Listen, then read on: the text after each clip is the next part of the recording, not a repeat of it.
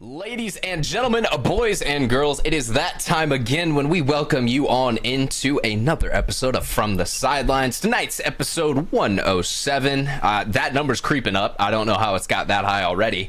But with me, as always, I've got our couple co-hosts who are here every time on the show. I told him I'd bring him in first tonight. So Brandon, what's up, man? You're getting the first intro. Hell yeah, I'm good. I wasn't late this time. That's why. But you know, we're good. Hatch, this one of these could have been yours, but dude, I'll tell you.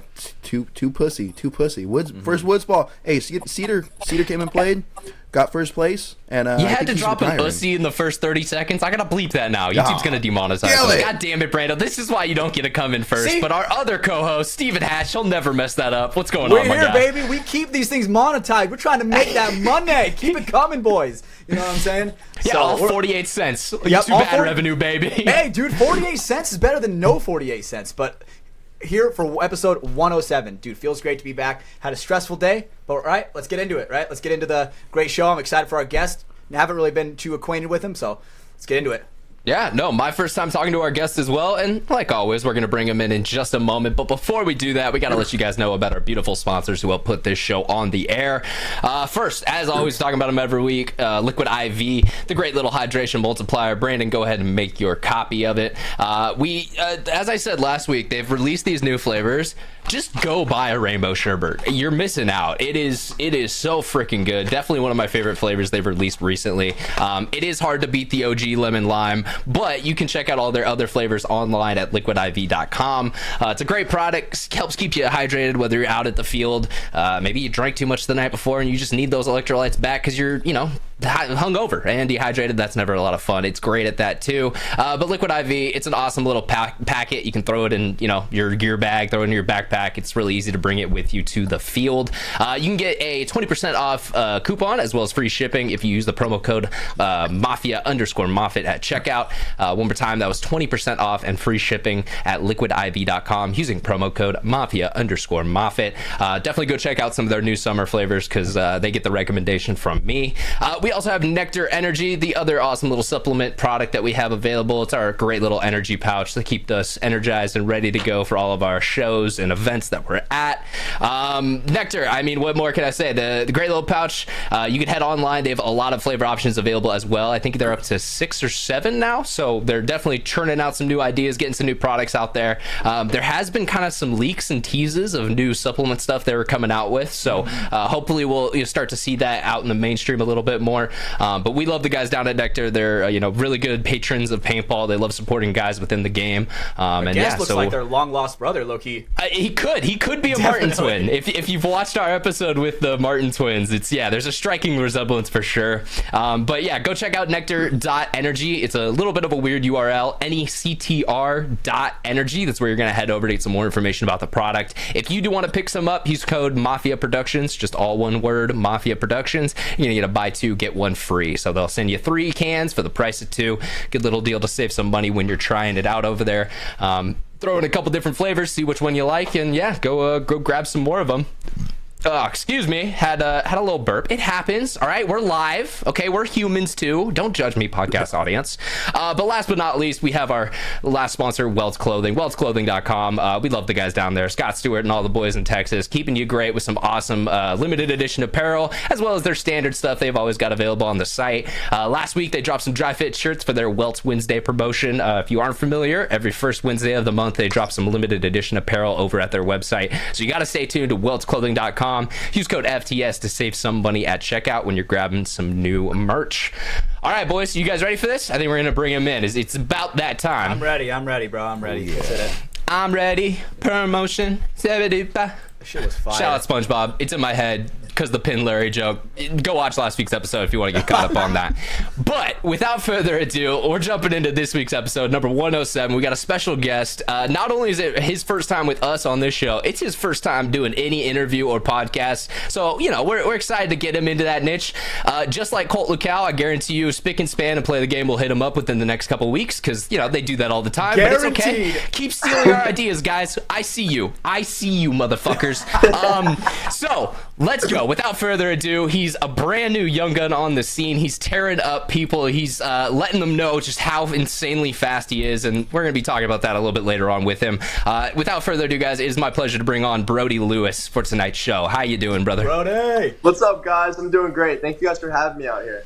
Yeah, Absolutely, no, bro. man, definitely. We always appreciate when we kind of, bring someone new on, let the paintball audience hear a little bit more about them other than, just what they do out on the field. Yeah. Dude, I remember the first time I ever saw you on the Ironman, right? I saw a clip, and I'm like seeing you, like you on the box, break out, and then I blink, and all of a sudden you're in the snake, and I'm like, what the fuck? I had to rewatch it. Yeah, I love it. I love the positions that I play, playing the attack and all that stuff. I think it fits me really well. I've always enjoyed being able to use my speed as my advantage and all that stuff. You know what I mean? And it's just something that I really enjoy. I enjoy playing paintball and all that stuff, being out on the field, just being a killer out there. You know what I mean? Yeah, being more athletic than the others. And you're carrying the tradition, a long tradition of the young gun coming in and, all right, go snake one, kid. Good luck. Yep. Dude, I feel like that's the way like every young gun like should be brought in, I feel like if you start out in snake, you can basically play everywhere. It's like the snake is the hardest part to learn for sure cuz it's so dominant, right? You have to know when to attack, you have to know when to dial back, you have to know when to kind of stalemate it to where the game develops and then you're like a mouse-esque player, right? Where they make the dynamic move and break the game open, right? Did a Dorito player just say that the snake was harder to play? I think he did. We have that recorded, right, Brandon? All I'm saying is they don't let me play the fucking snake. They don't let me at events. They let me mess around at practice, and I fuck some fools up. But then when it comes to the tournament, all of a sudden we got to put little boy Caden over there. I was gonna say Caden doesn't want to lose his job. He likes actually being on the starting line, so he's lucky like, I gotta play on go the over other there, side of the Hatch. field. He's gonna be out of job. He's gonna be out of a job soon. But, All right. Well, jumping in with Brody tonight. First question for you, man. I wanted to get some of your background because a lot of people, they've probably started to see the clips from Die and Go Sports and like, damn, this kid's fast. Where does that speed come from? Have you been, in athletics your whole life? What's kind of your background there? So, growing up, I played soccer for 8 years. I played on a travel team and all that stuff. Okay. When I got into paintball, I actually quit soccer for paintball, and I started playing at like a We D5 love that. level and all I mean, that you made the stuff. right choice. Absolutely. Yep. And so when I got into high school, my first year I didn't do any sports and all that stuff. But my second year, one of my old paintball organizers, he actually told me to run track. His name was Alan Buffton from the NRG Elite Crew and all that. Okay. Yeah. And so he told me and my dad about track and all that stuff. And basically, I started running track and all that stuff. And I noticed I was pretty good at it. So I stuck with it and all that stuff.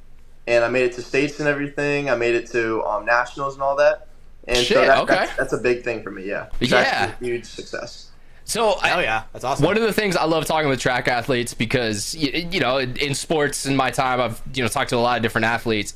It's one of those things that, you have to naturally be able to be fast. Some people, they're just quicker off the blocks. But I would love for you to talk about this. There's a lot of technique that goes into track and running and trying to get your the most possible you can out of it.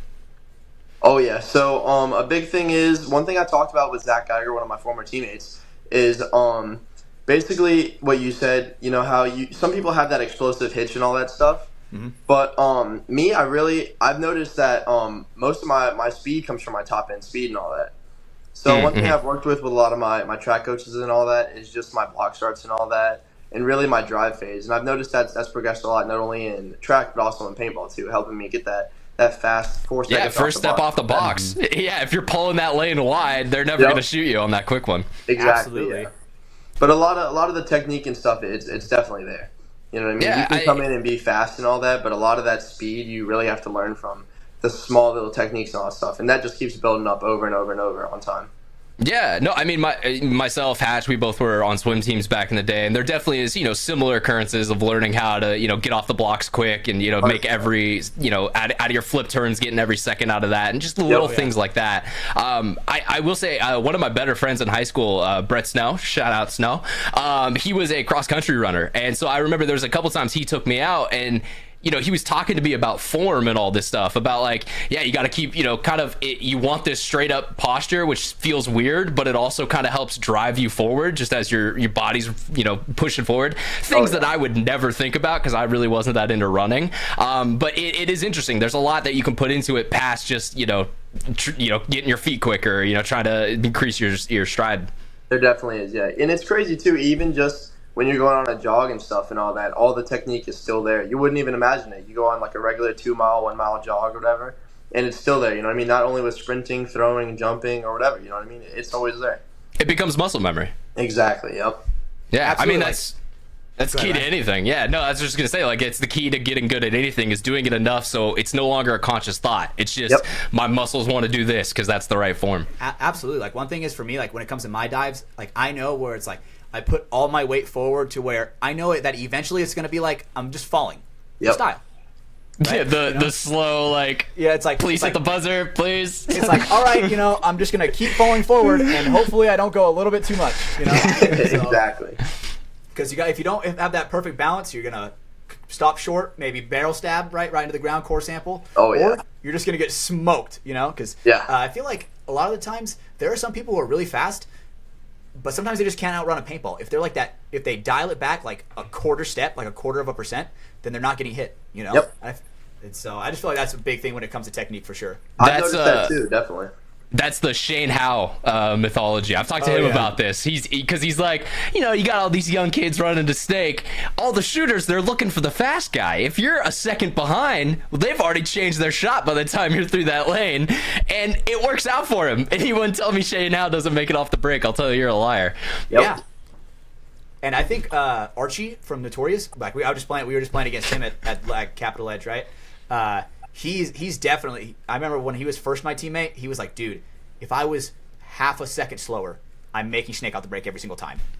And he sure as shit he did that. And I remember, dude, that's how I learned Archie was a beast for sure. But because he knows how to dial it back. And Brody, I assume that is second nature to you now. Yep.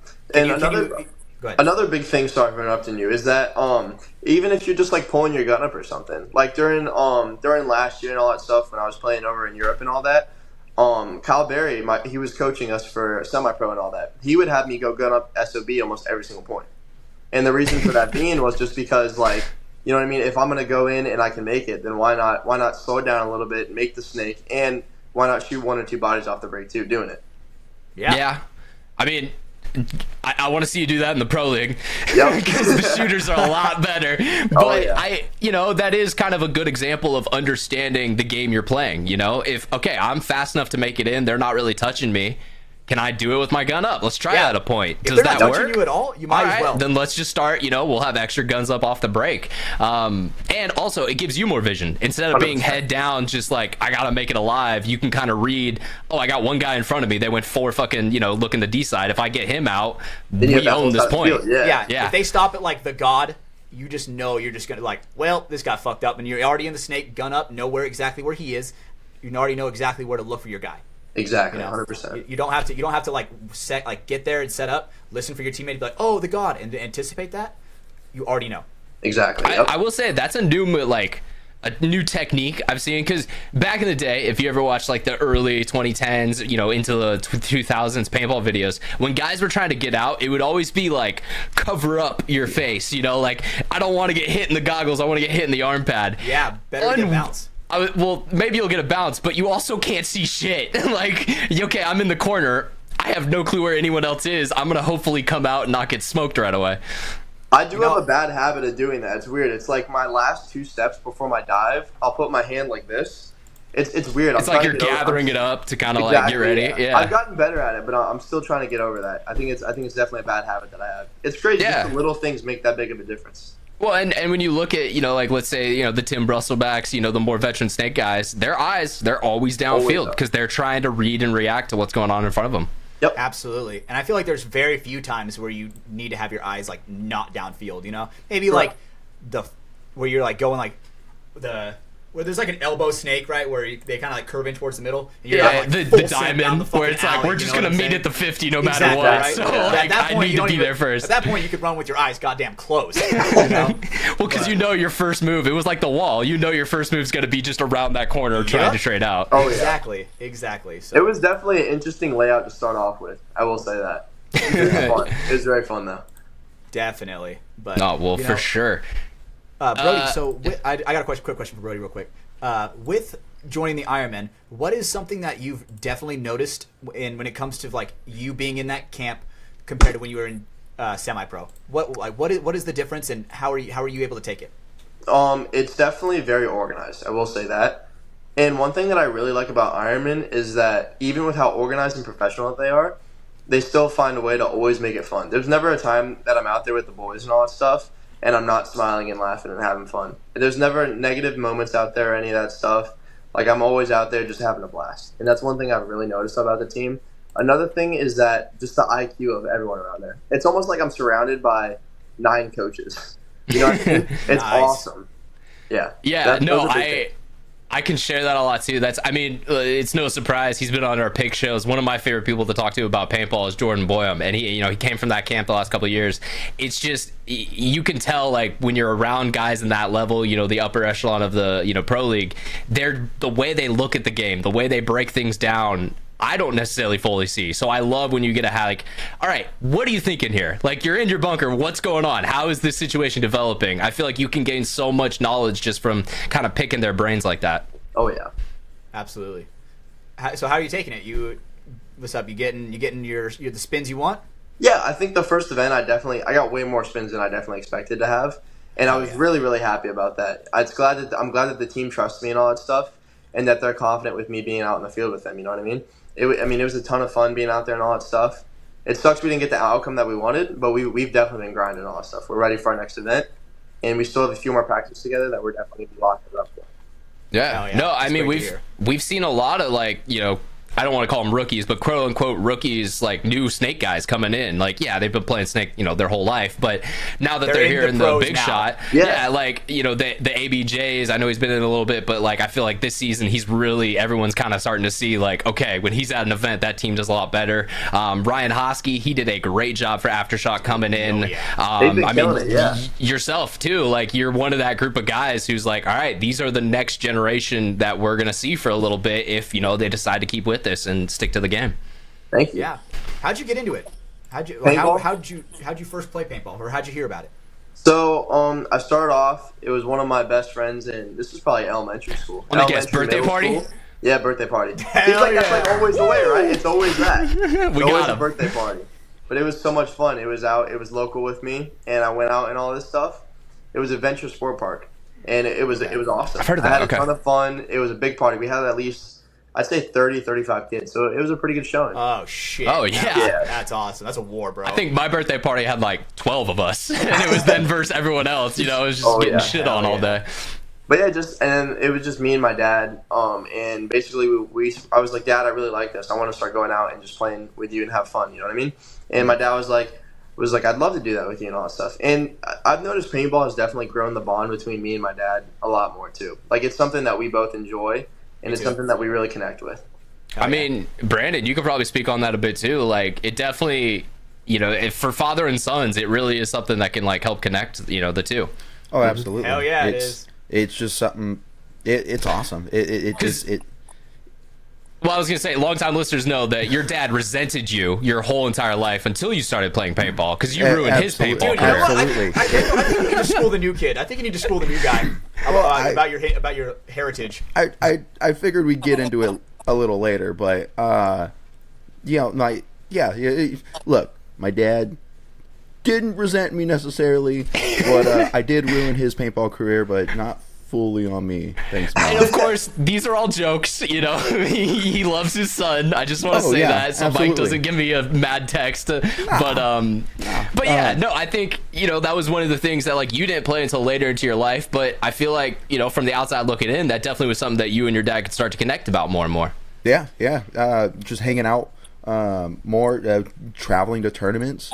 How awesome that is. Hearing about the stories. Yeah, hearing about the stories when he was young, traveling to tournaments, and I now living it myself along with my dad. Like, it was really cool. Yeah, it for sure. Spending a lot more weekends out at the field with him, talking paintball, around paintball, going out to eat, and it just encapsulated with paintball. It was really fucking fun. Hell yeah. Awesome. I completely agree with that. For Brody, are you kind of a first generation paintballer? Did your dad play back in the day or something like that, or is it just you got into it? So me and my dad actually got into it at the exact same time. My dad always says he wishes he got into it earlier. But so yeah, I was born in 07, so that was kind of like, I would say that's around like Holy Isn't that shit. crazy? Yeah, it's wild. All right, I haven't heard someone say that yet, but I'm old. Guys, we're old. Do you know what 9/11 is? Do you know? Holy shit. That's true. This man wasn't alive for that. Oh, my No, God. I'm not.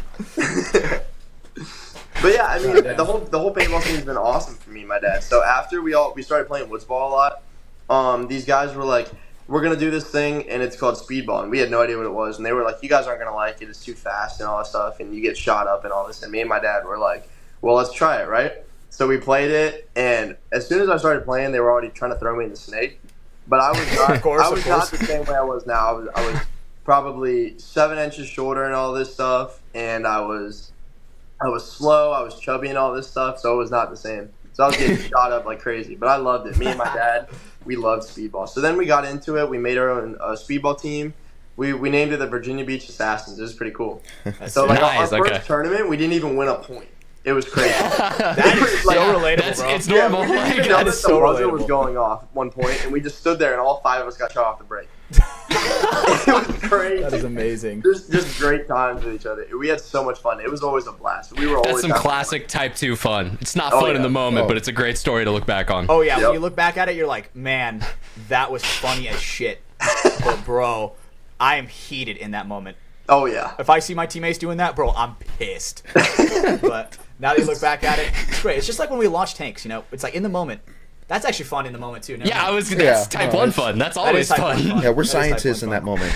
Yeah, so for those who don't know, sometimes these guys will take the H2K tank tool and just let their carbon fiber tanks fly through the air. And it's not a good idea, but they do it anyways. You turn it upside down, you rip it as fast as you can, and you let it go.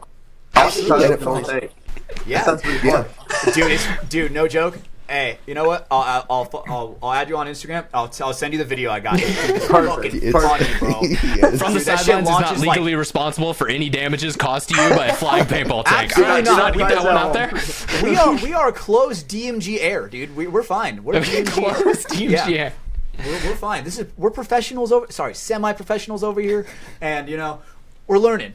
It takes a little bit of time, you know. Eventually, we're gonna have our first passenger on there, probably like a bug or something, and then First we're passenger. gonna We're gonna get Brandon on there. He's small enough. Oh, Hey, average enough. It's Average easy. enough. Speaking of height, Brody, you mentioned there like you've grown a lot in your past. I actually haven't had a chance to kind of meet you in person. How tall are you, man? I'm 5'11". 5'11"? Okay, yeah. Yep. So God damn it. the Dude, taller of the paintball heights. Dude, when you walk by me, when I didn't know, I was like, Brandon's like this when you walk by him. I was like this. Who is this guy? Oh, dude. I will say, God so that's damn it. funny because Brandon in our group chat, when I told him, you know, we're gonna have you join us tonight, he's like, oh, the tall guy, and I was like, oh, damn, like, okay, is he like 6'3", 6'4"? And now that you say that, that is like, even 5'11" funnier. not even that tall. Cause yeah, that's not tall, bro. I looked up. All I remember is looking up like, who's this guy? I might have gotten a little bit taller since last time I got checked out, but I'm probably like I'd say around 6 foot. All right. Something like Okay. that. Thank you. For the Tinder profile, just 6 even. It'll help you out a lot. Yeah. Yeah. That he will have next year. Yeah, not yet. Totally not yet. But no, I mean, it's definitely cool to talk to you, man. Bro, when I was your age, you know, joining a professional paintball team would have been like a life completed type moment. You know, it's one of those things that was always just out of reach when I was at that younger age. How do we go from the Virginia Beach Assassins or Virginia City Assassins to Assassins? Okay, how do we go from that to Iron Man? What are kind of the steps in that journey? So it started off, me and my dad, we were playing just local tournaments and all that stuff. And we were always super competitive and all that stuff. We were always having fun and all that. And so... Sorry, what year was that? When was this? This was probably 2017. Okay. Around. 2017, Yep. okay. So my Hey, first Oni, NHL he didn't even do it in 5 years, all right? You guys aren't going to. No, you guys can do it. I believe Austin Oni till I die, baby. Come on. Shout out, you guys. Love you guys down there. was 2019. So that was awesome. And I actually won 2 golds in my first NXL, which was awesome. Hell I yeah. don't know if you count one of them though. It was 10-man. We'll count it. Always Yeah. count it. Count it. Always count 10, A man. gold's a gold. But I Like played that gold with, you had, Brandon. I played with Damien, which was one of my old teammates. I played with K-Cav, Mingo, all these great guys. Lauren Weeks, Bobby Weeks. My dad played on the team with us. It was awesome. A couple other newbie guys. Like it was a phenomenal event, and we ended up winning. It was super fun. And then we also won the D5 Race to 2, which was awesome. That's sick. Hell yeah. Yeah. Nice. And Yeah, then that's from a there, good we intro went from series. playing like D4 and all that stuff, moving up a little bit. I played with the NRG camp, so I played with their lower lines. It was like NRG, Next Gen, like Bravo and Alpha and all this stuff. It was pretty cool. And that was like before they became a pro team and all that. So it's awesome watching them grow and all that stuff. No, I mean, my first experience with NRG was back 2018 when D3 DMG was playing them. And that was like their top line at the time was that D3 squad. And those guys just kept, progressing, bringing in new talent, progressing up. And they're already out of the pro league. I mean, they, kind of bought on in with another team. It is sad how quick the turnover can be. These guys work years to get there. And then, the funding dries up. Like, it just doesn't work level, always. Bro. That was quick. That was quick. Was level for sure. I don't blame Dave Pando. I mean, he did everything for those boys, and those boys went elsewhere. So you got to make a business decision every now and then. But yeah, man. So you're with the Energy Camp. Is that kind of where you were starting to get your first practices with the pro guys and kind of getting into that system? Oh yeah, I always looked up to them and all that stuff, and they were always great influences on me, all of them. And I mean, just seeing all the guys pass through the camp and all that, it's awesome. It's good seeing everybody.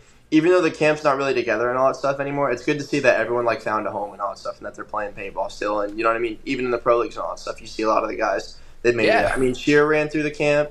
Zach was in the camp. Kyle Bowen, Caleb Abel, all those guys. Austin Buffton and AJ Buffton, they've all been great to me. You know what I mean? All those guys. Yeah, no, and that's always the thing that sucks when you see a team go down. And it's kind of like, sometimes guys will kind of retire, take that moment to be like, all right, this is when I step away. Sometimes you'll see guys trying to jump on with other pro teams. And then, there's the other side of like, the Fit story where like they went back down with AC Dallas. And so they just stayed together and they're like, all right, we're just going to go earn that spot back because we believe in it. So it is interesting to see like there's a lot of different scenarios that can transpire when a team kind of dissolves like that. Absolutely, dude. Yeah. Like when the pro team was on their final legs, dude. I remember after the World Cup where they got relegated, I went out to the field. It was like, like fucking tumbleweeds fucking going across, and I'm like, dude, Evan Fernandez literally quit this podcast when they got relegated. Yeah, right? that was fucking insane. I'll never forget that, Tenrax. Dude, and I remember when he was like, I went in the stands and I just took it all in. It was my last pro tournament. I just took it all in, and I was like, damn, that's actually really sad, bro. There was some more information behind that story that I won't out. There was. But in that moment, he had that one reflection. That is sad, I just remember, too, Jared Lackey went through that camp, too. He's been a really big influence on me, too. I've always looked up to a lot of those guys, like I said. But, yeah, from there, I went from playing, then I would play D3. I played a lot of the NRPLs and all that stuff. Okay. They were always a ton of fun. I got close with John Adkins and the Nasty team and A-Team and all that. And then I just worked my way up and all that stuff. I went from there. Then I played D2. So actually, the D2 team that I was going to play for, it was called Energy Alpha. Mm-hmm. And so so Chris Lennon was on there, Christian Terry was on there, AJ Buffton, Corey Walter, all these great guys. Andy Peterson, just a great line. We were stacked. And so my first tournament attending with them, I actually didn't play. I pod ran for them. And it was so much fun. I had a blast. But it was so funny because our first match, we actually went out, and I was pod running for them. And I was always big on, you know what I mean? I was like, I got to get the most pods. So I was like, I got to make a good gotta win the pod war. Exactly, yeah. So there was I had like an incident with one of the other pod runners and all that stuff. I think it was one of the CWE Power guys. Oh, it was funny. Wait till you hear this. So we're going out there, right? And I'm like grabbing all of his pods, and he comes to the 15, meets me, and he's like, hey ref, this guy's like taking all my pods and all that stuff. So the ref is like, yo, dump the pods out. So he makes me dump all the pods, and it goes 10 seconds, right? So I grab all the pods, and me and the pod runner are running past each other like this, and I stuck my leg out, and I tripped the pod. Let's go, dude. It was the funniest thing. I'm like 15 at the time, and I just stuck my leg out, dropped this guy, just run back to my pitch. You're like, oops, and then just kept running. Dude, that tells me all I need to know about Brody Lewis. Man will do anything for the dub. I love that. I got a warning for the refs. It was crazy. Warning, dude. Do you know what, Brody? I got a story for you. I remember. So this is the one where when we won Cup in 2021, we're pitting for our D4 team, and oh no shit, they were pitting for us. This is happening while we're playing. so these guys, G4 guys are pod running for us. They go out and our match is finished. Like we smoked the guys like 4-0 or something, right? Yeah. And so we're just like watching the other game unfold. Other teams in X ball, right? Right. And, Yeah. And so while the last point's going on, right? Well, the second to last point, our guy grabs a pod and the other guy grabs a pod, the same pod. Bro, they are playing like fucking tug of war over it, bro. Right? And then this guy Stefan fucking shoulder checks his ass, right? Oh. And it's like, right? And then the ref is like, hey, fucking break it up, right? Over one pod. Over one fucking pod, right? And this is the guy not even that we're playing against. This is the guy that's on the other team on a different split deck, on the other split deck. Yeah, it's not even your Right? opponent. I love that. We're hot and fucking sweaty after our win. We're like, all right, fuck this guy. We all take our fucking shirts off, put on pod bags, and we are just. I almost wanted to say the R word, bro. We are demolishing him in the pod war, bro. And he's like, dude, he comes out, and there's like 4 of us on the field at this point, and he's like, ref. What the hell, As a pod runner, I'd feel so defeated if I saw just a wave of pod runners running out. Dude, I think, and the rest of and he's like looking back at his pits, and everybody else in the pits is like. What you look back at your pitch, you're like, guys, we lost this. It's over. Exactly, right? So, dude, you always have to win the pod war. Let's head over to Gen X Global. We're gonna need a new bag for this next fucking game.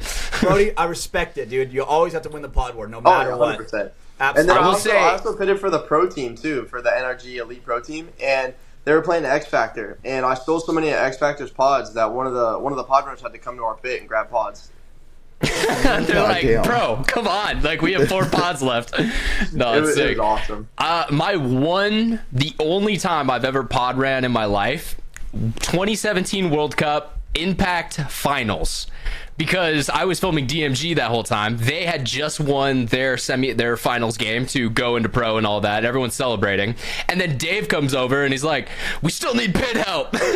And so I was like, look, I'm done filming. Yeah, fuck it. Give me a mask. I'll go run some pods. Damn. Bro, when you get 45 seconds on the World Cup field, it feels like you have no time. Because the second you're out there, it's already like 20 seconds. And you're like, holy shit, I got to get back to the pit. No, you guys ready for this? Pro tip.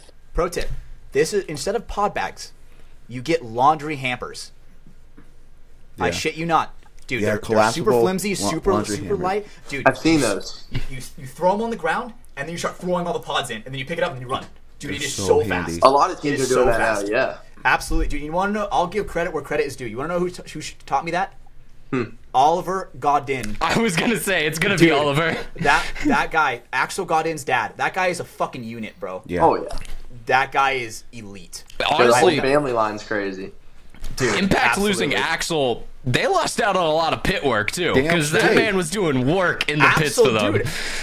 Dude, he was carrying. My job was easy. I just had to. I was like, nice, good shit. Every once in a while, he'd hand me a pod to close, and I'm like, good shit. So, Oliver, that's a real fucking man. That guy can fill 50 pods. And in all 30 Oliver seconds. asked from you, Hatch, was Just win.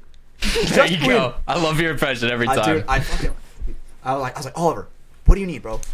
You helped us out so much. Like, I'll do whatever you need. And he goes, it gives me a fist bump, like long at dude. Motherfucker has Wreck-It Ralph fists, bro. Fucking almost broke my hand trying to give me a fist bump, right? And then I'm gonna wreck it. Yeah, he put his hand on my shoulder and he goes, just win. Just win. And I'm like, fuck yeah, dude. If there ain't a more fatherly moment than that, I don't know what. Dude, what I is. agree, bro. Especially, dude, having a dead dad, bro. That was everything in that moment, bro. That shit was litty, bro. So I'm like, hell yeah, bro. So Brody, by the way, Hatch doesn't have a dad, and that's a through line that he brings up a lot. So That's just fine. preparing you for that. We're fine, bro. We're fine. We're fine. We're fine. It's a usual thing over here on FTS. Well, and this actually works because I was going to segue into this next one. I think it is time, Brandon. I think Brody needs to learn the story of why you're so connected to Iron Man. So please explain it to him. And maybe we have some new viewers, people who aren't used to the full FTS experience. Yeah. Yeah, fill us in. All right, so I don't know how, if the Iron Man guys go into any of the history. You have Shane. I mean, you're playing for Shane. Shaner. Hey. Yep. Shaner, absolutely. Doogie, as they called him. Yeah. So it started back with my grandfather. My grandpa, right? He Holy shit, grandfather. Dude, I gotta go. Yeah. Go all the way back. We got to start at the beginning. Yeah. Dude, living here in California, he sees an ad or something about paintball, right? In the Bay Area. And he gets his buddies, his coworkers, and their families, and he brings his family and whatnot, like my dad and grandma and whatnot. Real quick, what year is this? So that's he brings your great grandpa? He brings your great grandpa. No, my dad. Oh, I thought you said his dad. No, my dad. This is like 83, 84. Way before my time. You weren't even way before my time. You weren't even a I wasn't even a thought in my dad's balls. None of us were a thought in our dad's balls. Yeah. So they went out and played. They loved it, and continued doing it a couple times, and then decided like, hey, let's make a team, right? Let's make a team. We could play against other teams at fields and whatnot. And this is back in the woods, like 15 on 15, stuff like that. And they were welders. They were iron workers, welders. And why not call ourselves the Iron Men? So that's how the name got originated. That's where it comes from. Yeah, there are a bunch of iron workers. Yeah. I always thought of it just like Tony Stark and Iron Man, you know what I mean? Well, so this is something I've been gotten on a lot about from Machine Gun Mike, but no, that's why it's Iron Men and not Iron Man, because it's the iron workers, it's the men who used to go out and do that, and that's where the name formed. Awesome. But yes, I have been corrected because I've called it Iron Man before, and he's like, no, it's Iron Men. It's not one man. No, absolutely not. But yeah, and then they played for several years. I think it was the Iron Men were created in 1985, right? Yep. And my dad was one of the original players as well. They went on and played 15-man. Then it changed to like 10-man. 15-man, Jesus. 15-man, 45-minute games with with 4 pods of 10, right? Yes, yeah, with the little CO2 cartridges. How many pods can you get off that? You're not counting pods. You're counting balls. Isn't it like the ones that had like the ones that came at the top? Yes. Yeah. Well, it was. Oh shit. Yeah. That's I mean, crazy. there was the long tubes, but this was before even that. It was like And they didn't even really have face masks, did they? It was like just goggles. kinda It's just safety goggles. yeah. Safety goggles. Not even like paintball goggles. Safety goggles. That's Crazy. fucking crazy. Yeah. And a lot of their tech started to get updated when they brought in a kind of unknown dude in their area who was really big into archery at the time. Who was that, Brandon? Bob Long, but that was like several. Well, yeah, that was down the line, but that is kind of the It- next progression of the team. Yeah. It really, I guess, ramped up from there, and that's when they became more competitive and started winning. Back in 89, 90, 91 and whatnot, and then And that's actually, that's the really cool. the interesting part of that story to me is like the Iron Man name would actually have died there if your dad didn't go along with Bob, because General Rick, it was like, hey, this is my team, I started it, I don't want to give this name out to anyone else. But your dad, being his son, he's like, hey, I'm gonna be on the team, like we're still kind of continuing the family lineage, let's keep this name going. And Yep, I mean, he almost took the name. Almost made when my grandpa stepped out, he didn't really want to be as competitive. Wanted everyone to have equal playing time, whereas all the other guys wanted to win. Fuck playing time, play the best 10. Right? Yeah. So he took a step back, had Bobby take over for him, and was gonna take the Iron Man name, but my dad wanted to still play, kept it, and they were really close to losing the name, but it I think my dad continued playing until 95, and that's when he left the Iron Man. Yeah. And then a whole bunch of bullshit happened, and we're here today, and we don't want to talk about that stuff on public. Something that's funny that you brought up about like the safety goggles. Sometimes when I get shot and I can like see it, like if I get like shot right in the fucking face, I'm like, well, there would have been my eyesight. Yeah. Oh, yeah. I think about that all the time too. It's Dude, I'm crazy. like, fuck, dude. I would have literally gotten shot in my eyeball. And how they chronoed was like they'd stand, I don't know, a couple steps back from a tree Don't and they shoot a shoot tree. Yep. I remember Yeah. that. Yeah. That's crazy, Yeah. dude. Shoot a That is tree until it insane. doesn't bounce or some shit like that. Like And I think they fuck? knew it was too hot Bounce. if it broke like the tree bark off or something. Some shit like that. Yeah, like Yeah. that. What? Come Some on. gentleman's agreement that I guarantee you was twist, twist, twist the second they walked away. Oh, absolutely. Yeah. A lot of cheating. A lot of cheating. Yeah. Oh, The original cheat, shout out the Reno tape. What was it, Billy or Adam Gardner? One of the two. First time a wipe was ever recorded on video, the 1993 Reno Pro-Am Open. What? You guys got to send me that. That sounds That's insane. piece of a little paintball history there. I mean, Holy shit, dude. guys knew guys were wiping before that because it's obvious when you shoot a dude, you see it break and then they don't sure. get out. But this was the first instance where a camera actually captured a player getting hit and then like diving forward and kind of getting rid of it. So yeah, cheating's been here since '93. So Yeah. it's 20 years. All right, you're not getting rid of wiping. All right, Brody, be honest. You wiped a hit before? Plenty of times. Okay. I was just checking if you were a man or a liar. I was just gonna check I have right a really there. good like story about that, which is kind of crazy. So Let's it's go. been a while since I can like say this like honestly, it's been a while since I've cheated. And Cheating in the pro league just doesn't work out. Like unless you're It just literally does. godly Very, at very it, rare. it is so hard to get one It's a good away way on to- those It's guys. a dark arts. yeah. It's a dark arts.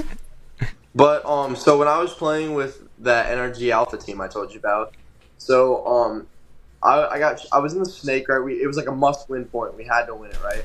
We were dropping bodies and all that stuff. I think it was like a 3-on-5, and I was like in their snake, and I pop up, I shoot two guys, and I get clipped like in. I don't think it was my shoulder. I think it was my shoulder. I got shot in the shoulder, and I was like, I gotta wipe this, and so I dropped down, and I wiped I was like, ref, check my pack or whatever, right? So the ref comes over, checks my pack, and I like hit the bunker and it like wiped it off, right?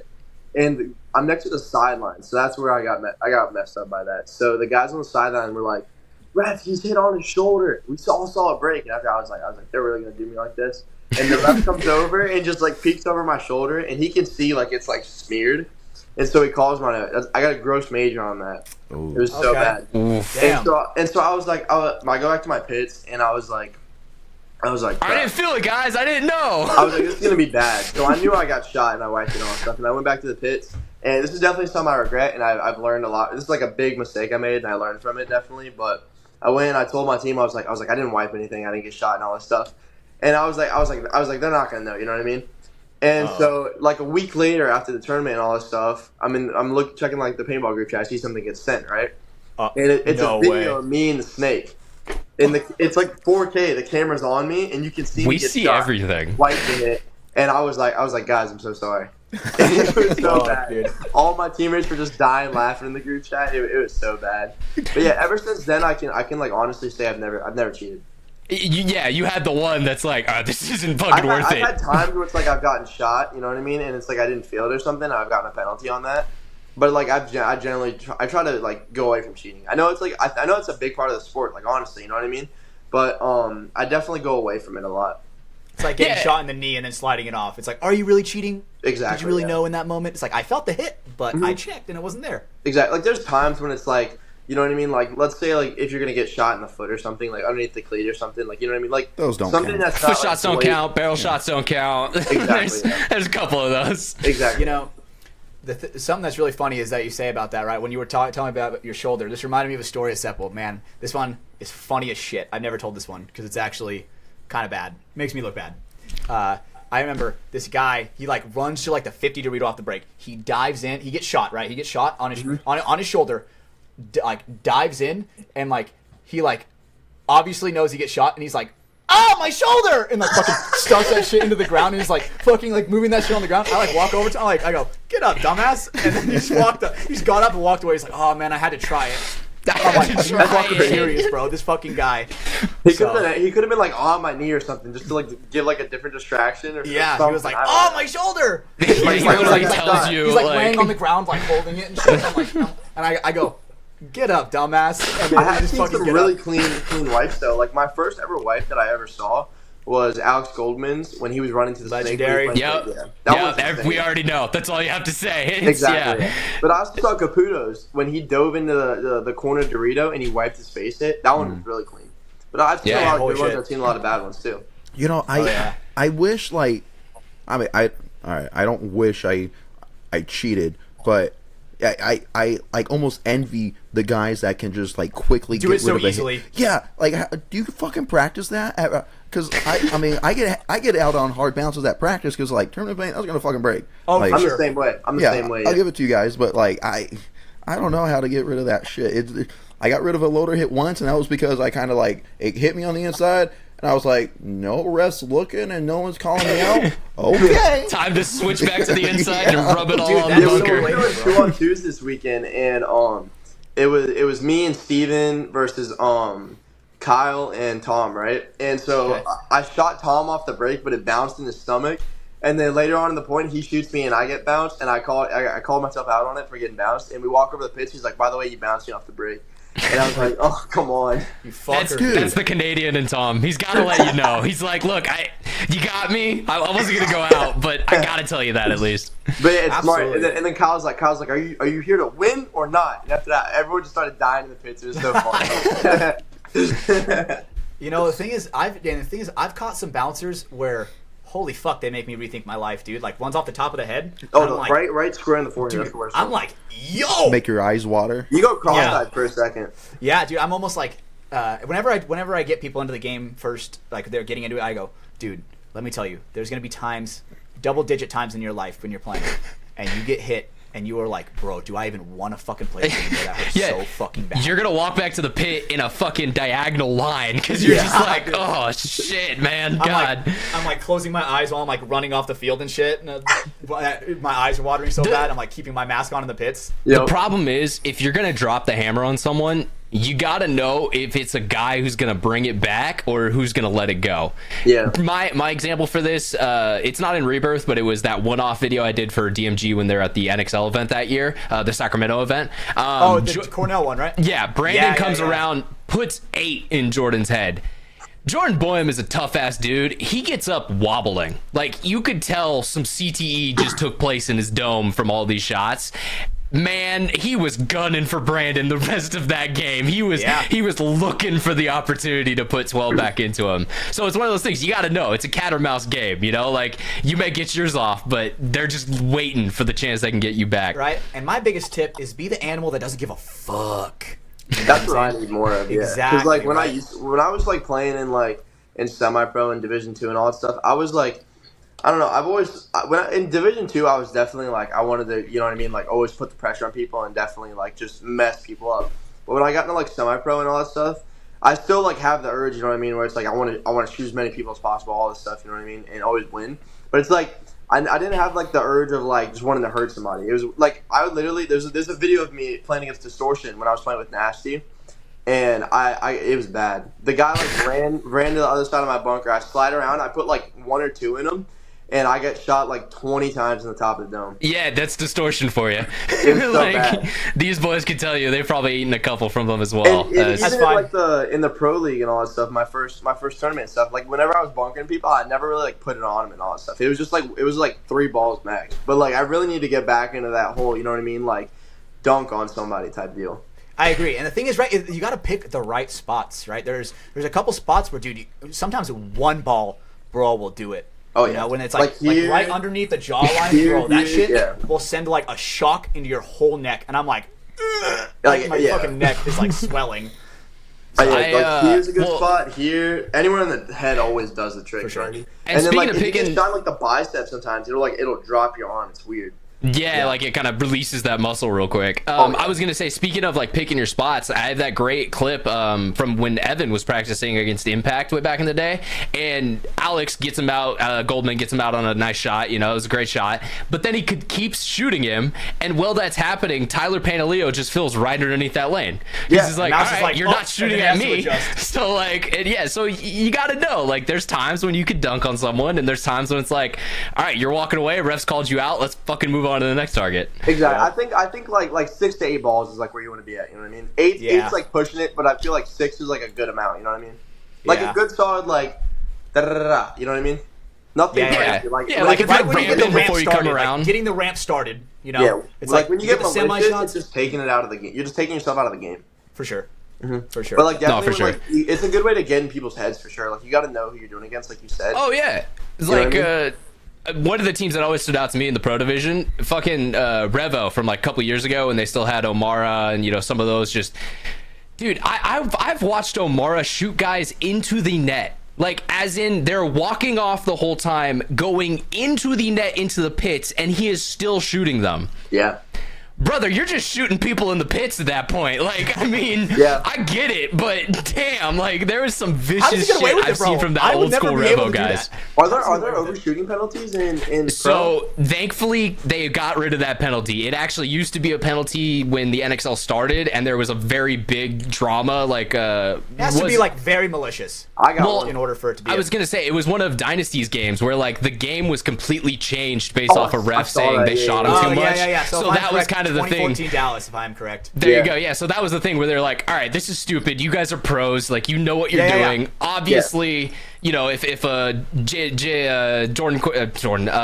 fucking Justin Cornell and Dylan Boyum type thing happened, like, okay, there's penalty there. But you know, if you're just shooting someone, we're not gonna change the game based off that. I agree. Yeah. Yeah. One thing I learned about semi-pro, they do give a fuck about overshooting. Yeah, they do. Yeah, that's what I was saying. Like, I got an Definitely. overshooting penalty in semi-pro. Hatch could breathe on a guy too hard, and they'll be like, Bro, "Prospect it's you." bad, bro. It's so bad. I'm like, come on, dude, help me out. And then the thing is that's funny is now all my teammates are finally starting to realize it. So I'm not just yelling at a fucking brick wall to my teammates, being like, dude, I don't know what the fuck it is, boys. I don't know what it is that they're getting me for. It's not even my The fault. fact that you didn't even get that malicious overshooting penalty to lose us that game, that's That says volumes. That says volumes. Yeah. What's damn, what's your bro. overshooting story, Brody? So it's actually pretty funny because the team that I did against is the KC Missouri All Stars. Isn't that Let's go. hilarious? Shout out, they're my boy. boys. Like, I love them. They're a great team. But it's just so funny. They're known for overshooting and putting people in the dirt. You know what I mean? Yep. They're such a great team, though. I love them. But it's just like, yeah. So they were giving it to us. So I was like, nah. I'm gonna just, you know what I mean? I'm gonna do the same thing. And the one time when I did it, they threw a minor on me for overshooting. And I was like, this just blows my mind. You know what I mean? Like, bro, are you watching the match? Like, I this was has like, been going my on. boy's walking off over here with 20 hits on him. It's like it's whenever you see whenever you get or you're overshooting them, the motherfuckers got binoculars on you. That's what So I'm it's like, saying, yeah. Whenever the overshooting comes your way, they're like, oh shit, dude, what happened Yeah, over there? it's like a bird flying over or something. Yeah. They're like, oh, dude, not my zone, bro. I'm It like, is- all right, buddy. It's something that's talked about in like other sports, but there is definitely that rule of like, more so it's the guy who retaliates who will get caught on the penalty. Like, you'll see in the NFL with like linemen holding each other. Like, yeah, the first one gets away, but then when you get a little pissed off and you try to hold him back, that's the one that the ref then sees, and it's like, bruh, wait, like, were you fucking watching? Like, I was getting molested over here, and now you're just calling it on me. So, all right, I guess that's the game we're playing. That's a pretty cool thing about the whole overshooting things and all that. So like, there's like different times when you would want to like really, not maliciously, but overshoot somebody. Like if you're in overtime or something, shooting people in their guns and their packs and all that stuff. You know what I mean? Make it slower for them to turn around. No, that's something really good. That But, is like, a legitimate thing. Like, if you put 4 into a guy's loader, okay, that has to be cleaned out. Like, he's not using that loader. And if you're on a, maybe a semi-pro divisional team where guys don't have, just extra equipment lying around, like, that could start to make an impact. Maybe they'll have to use a timeout. Maybe they won't have as many guys on the box. Maybe they'll have to use, like, a backup guy or something. Like, there are scenarios where it makes sense to, paint someone's mask, put in their loader, throw their, shoot up their gun, like, just make it difficult to come back out for that next point. 100%. And yeah, pod packs are good too because it's like sometimes the balls get stuck in there and all that stuff. Dude, that's a bitch to get your hands in there and you're like fucking credit card and that shit. Oh yeah, that, and then of course there's like goggle hits. If you can hit them inside the mask and all that stuff, nobody wants to clean the inside of the mask. Dude, that shit, dude. When you get that shit on the Straight through the inside, vent, dude, it's horrible. that lens is fucked. Yeah. That lens is fucked. I love my flexes. I love my Flex 8. It's literally one of my favorite masks I've ever worn. The amount of times I've had paint hit my like cheeks as I'm like watching a point on the sidelines is scary, because it's like, holy shit, how much, when is a shell gonna like sneak in through those top vents? They're pretty big up there. That's one thing that I do like about my i5s and all that stuff. They're super easy. I can switch my lenses out like nobody's business. Like, it's like boom, boom, done, out, clean it, back in. Super Yeah, the simple. quick change lens feature of the new Dye i5, as well as, there's probably some other great features, the magnet clipped chin strap, and we're not sponsored. But no, I mean, I will say, bro, there's something about that mask made 20 years ago. Shit, they just got it right, bro. JTs are look, I'm not a huge fan of Core, but they got something right with that product. Yeah. I mean, I feel like that's paintball in general, right? Like the i5s, like those came out like what 5 years ago, but dude, for like 10 years they were using the i4s. Yeah, and then before that it was i3s. You know, the i3s are coming bug-eyed back? i3s. Yeah, and exactly, i3s are coming back, right? And look at JT with the Pro Flexes, bro. That's like the first paintball mask I've probably ever seen with my eyes. I do have to say this. Okay, this is a public service announcement to everyone out there who's waiting for JT and Core to re-release clears. It's never gonna happen. The sooner that you realize that, the sooner you will be happy. Because the amount of people I see who are like, bring back clears, they're not going to, because they realize that that's a gold mine of a legacy product for them. So yes, Super Dead and like a couple of the other off-brand ones, yeah, you'll probably see some clear options. You're never getting JT factory clears ever again. Just understand that. Dude, That's my public service announcement. That's getting clipped if they come out with a limited edition one. Like they're not going to. I'm confident, bro. Because they would have by now. Like, think of it like that. They've been releasing kind of like throwback retro frames and old prints for like the past year and a half. I feel like they would cash in on that market already if they were going That's to. like a World Cup release. Like you release it at World Cup, where it's like, all right, there's only 100, and first 100 get them. First 100 people get them. That's gonna piss off everyone else just as much because they're gonna be like, "Shit, I wanted one." Well, dude, then they're gonna be like, "Well, dude, I mean, then you can fucking sell them for a shit ton of money." At that point, you're low-key powering the players. Oh yeah.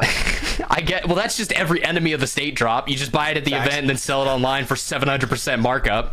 God, that shit gets crazy. I'll have teams who won't spend $500 for great media from an event, but they'll buy a $500 headband. So that's fucking. Y'all make bad financial decisions. I got given a really nice headband. I got it's like a snake print one. I don't know what it's called, but I'm not like super into handbands and all that stuff. But one of the leverage guys, Brandon, he gave me one. It was super nice of him, and I've always been rocking that. It's super sick. What brand is it? What'd you say? It was It's I'm pretty sure it's Sandana. I'm pretty sure. Sandana? Nice. Yeah. Classic, old school. Yeah. Good choice. It's sick. I love it. I've been paid off. I only wear Hormies now at this point, but the two I have, they have personal connections, so it's more than just, and I think that's what headbands become so special, because it's the one piece of equipment that like you just have, and so you develop stories with that. Like, yeah, your gun's gonna change, the jersey that you're wearing is gonna change. I mean, hell, your pod pack's gonna change, but you can have that same headband throughout forever. Your whole career. I mean, shout out to Chris Caputo. That Sandana is holding on for its dear ass life. Jesus.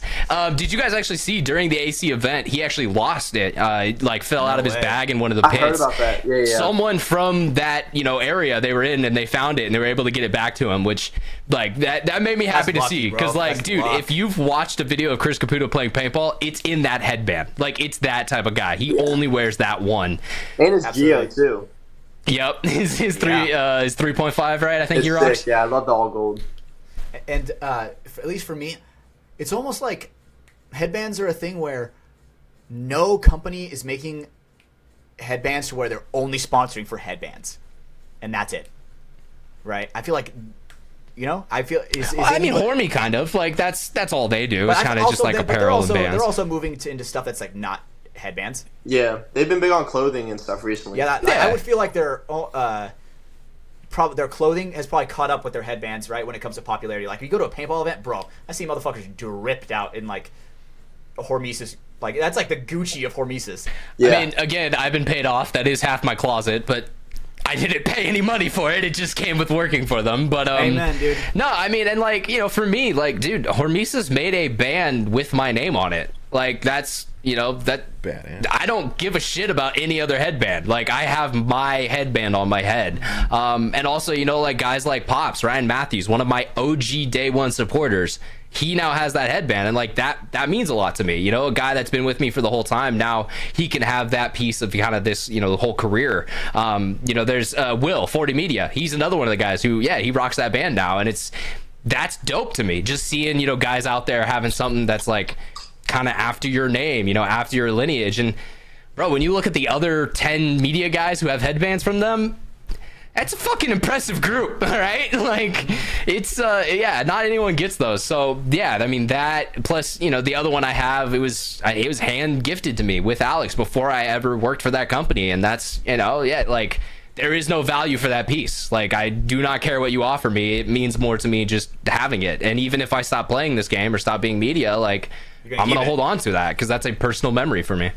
Hell yeah, dude, a headband, bro. That's just like normal attire for me now, bro. I go to dinner, bro. You're wearing one right now. Of course I am. I do as always for the podcast. Brody. I shit you not. Brody, this man literally wears a headband to dinner. We don't even have to be at a paintball tournament. Like, motherfucker walks in for our birthday dinner with that headband, and he goes, "Oh, we're not wearing headbands. I got extra in my bag in my car." I got who wants one? I got some extras. But everybody goes like this. Everybody goes, "I'll take one." And then they go out and grab one. Hatch, I feel like yours also, the hair. You know, it's something, it keeps the hair back. You know, you got the mullet, you got the flow going on. So it is nice to kind of keep it back. And it's better than like a little, white Nike, bitch band or something like that that you're throwing on. Dude, it's funny when people are like, "Oh, dude, I love the Rambo cosplay." I'm like, shut the fuck up. Shut the fuck up. This ain't cosplay shit. This is me, bitch. You know what I'm saying? I'm way too skinny to be Rambo, first of all. I wonder how much Lastro gets that too. Because, I mean, he even more so is like, he's got all the tats and everything. Definitely. Shout out. If he does this, he is our biggest fan. And we'll talk about you on the podcast if you do this, Lastro. We actually are getting a new t-shirt design done. We got some kind of new graphics in the work. Excited to get that out there. I sent the kind of pre-production sketch over to Lastro. I just wanted to see his thoughts. He's pretty much a fourth member of this podcast crew. Let's be real. He's our, in the field correspondent. And so, dude, his first response was, "I'm getting that tatted." So if you do that, buddy, we're going to film it. It's going to be a big old thing. We'll talk about it on the show. But I have to put that out there publicly. So now he sticks to it. You should get like, what's that shit called where you like scan the music bar like a fucking QR code and then it goes straight to the podcast. It's got like the Spotify logo or something. Yeah. That'd be fucking sick. That would be a dope one. Brody, you have definitely not met the man, the myth, the legend, Lastro Lopez. But we'll get that set up at one of these events. Oh yeah. Yeah, me and him look insanely similar. Like, I remember when the owner of our team, Karen, came up and is like, she's like, "What the fuck? There's two of you?" And dude, I remember she was like, "I have to take a picture." And that is one of that's one of my favorite pictures of me and him. It was literally the Spider-Man meme of like, wait, find one more. You're me? Exactly, dude. And low key, bro, my teammate, dude, shout out to Caden, fucking little bitch boy, but I love that guy to death. Dude, he's low key evolving into. He's getting long hair like me now, and dude, people actually get us confused. People think he's like. People will call him Hatch and ask him if he's like my brother. And I'm dude, Caden catching nothing but strays this podcast. Well, I said I love him. That's enough. You called him a little bitch boy. You said he's batted the snake. Like, man, we're counting it's just because I would love to play over there. That's all I'm saying. When he shoots you 12 times this weekend, just why it happened, all right? Nope. We're good. We're fine. It's never gonna happen. All right. Well, getting back with Brody, one thing that actually you brought up in our pre-show, and I wanted to pick your brain about it a little because it sounded pretty cool. But you guys were out practicing at SC Villages last week. All the Iron Man squad was together. You were talking about it a little bit earlier. But one of the things that you guys went on is kind of like a fun, guys trip, kind of team bonding type thing. Was you said deep sea fishing? Talk me through that a little bit. 22 hours. Awesome. Okay. So yeah, you guys were out there for a bit. What's that story? So we were like, let's do something fun, we're in California and all that stuff. And the team was like, so let's set up a deep sea fishing trip. So we went out and all this stuff, and we went on a really nice boat. There was probably, I'd say, 15 of the die guys out there. Super fun trip. Like unfortunately, we decently sized boat, right? Yeah, it was I think it was 60 foot by like. Oh, that's a yacht. All right, not a boat. Yeah. We had a yacht. It was big. And I mean, we slept down there. There was bunks and everything on it. It was super fun. We didn't catch a lot of fish, unfortunately. But it was weird. It was weird. It's like, so every day besides when we went, the boat was catching like 90 fish a day, and we caught 13 fish. Oh, jeez. Yeah, we just the whole school decided to swim away. Yeah. Did you catch one? No, I didn't, unfortunately. Fuck. God damn it, bro. That's the worst. Hey, I'm sticking to paintball, not fishing, you know what I'm saying? Amen. Find your lane, stick to it. Brandon, Hatch, have you guys ever gone deep sea fishing? Like, have you guys ever done anything like that? Deep sea fishing. No? Okay. I don't have a dad, bro. You think I would go fishing? God damn it, Hatch. Well, thanks to my grandparents, my family went as a, kind of a family trip, like, I was like 14, 15, so like start of high school. But we went up to Alaska, and we actually went on, it was this, like week-long trip spree thing. It was like a resort too. It was beautiful. My grandparents probably spent a lot of money on this, if I'm being honest. But one of the cool things was we were out there catching salmon. So literally just all day, you're off the back of a boat, just, casting, trying to catch up salmon. Some of the best fish I've ever eaten in my life. When you're just getting it out of the back of the boat, cleaning it, and eating it that night, it was absolutely amazing. I mean, Something about the kill. Yeah, it kind of gets you into it a little more. Yeah. It was cool. One day we had one of their pontoon, planes came in, and we were able to go like inland, and we did like fly fishing at like a river and stuff. So, dude, such an awesome experience. One of the few. I've actually been to Alaska twice, but it's a place I cannot recommend enough. Like, it actually is. It's a hassle to get up to. It's kind of a bitch to get over there, but it is just a beautiful location. There's some awesome things up there. Oh yeah. Got some sick moose over there. One day, yeah, that's right, Brandon. Well, you're too short, though. I feel like they're not gonna let you on the plane to get over there. I fit in the carry-on. There you go. Just stuff me up there. I'm fine. We take Brando on the Alaskan cruise. He's like peeking over the railing like this. It's like, I can't see, guys. Well, Hey! Tall people in the back. We're gonna go on like a Disney cruise, and they're gonna think like we're some gay parents, and that's our son, and we're gonna be like, no, he's our friend. It's okay. Like, it's not like that. Yeah. He's gay too. We're getting kicked off that boat, bro. That's fine. But yeah, so I'm a good swimmer.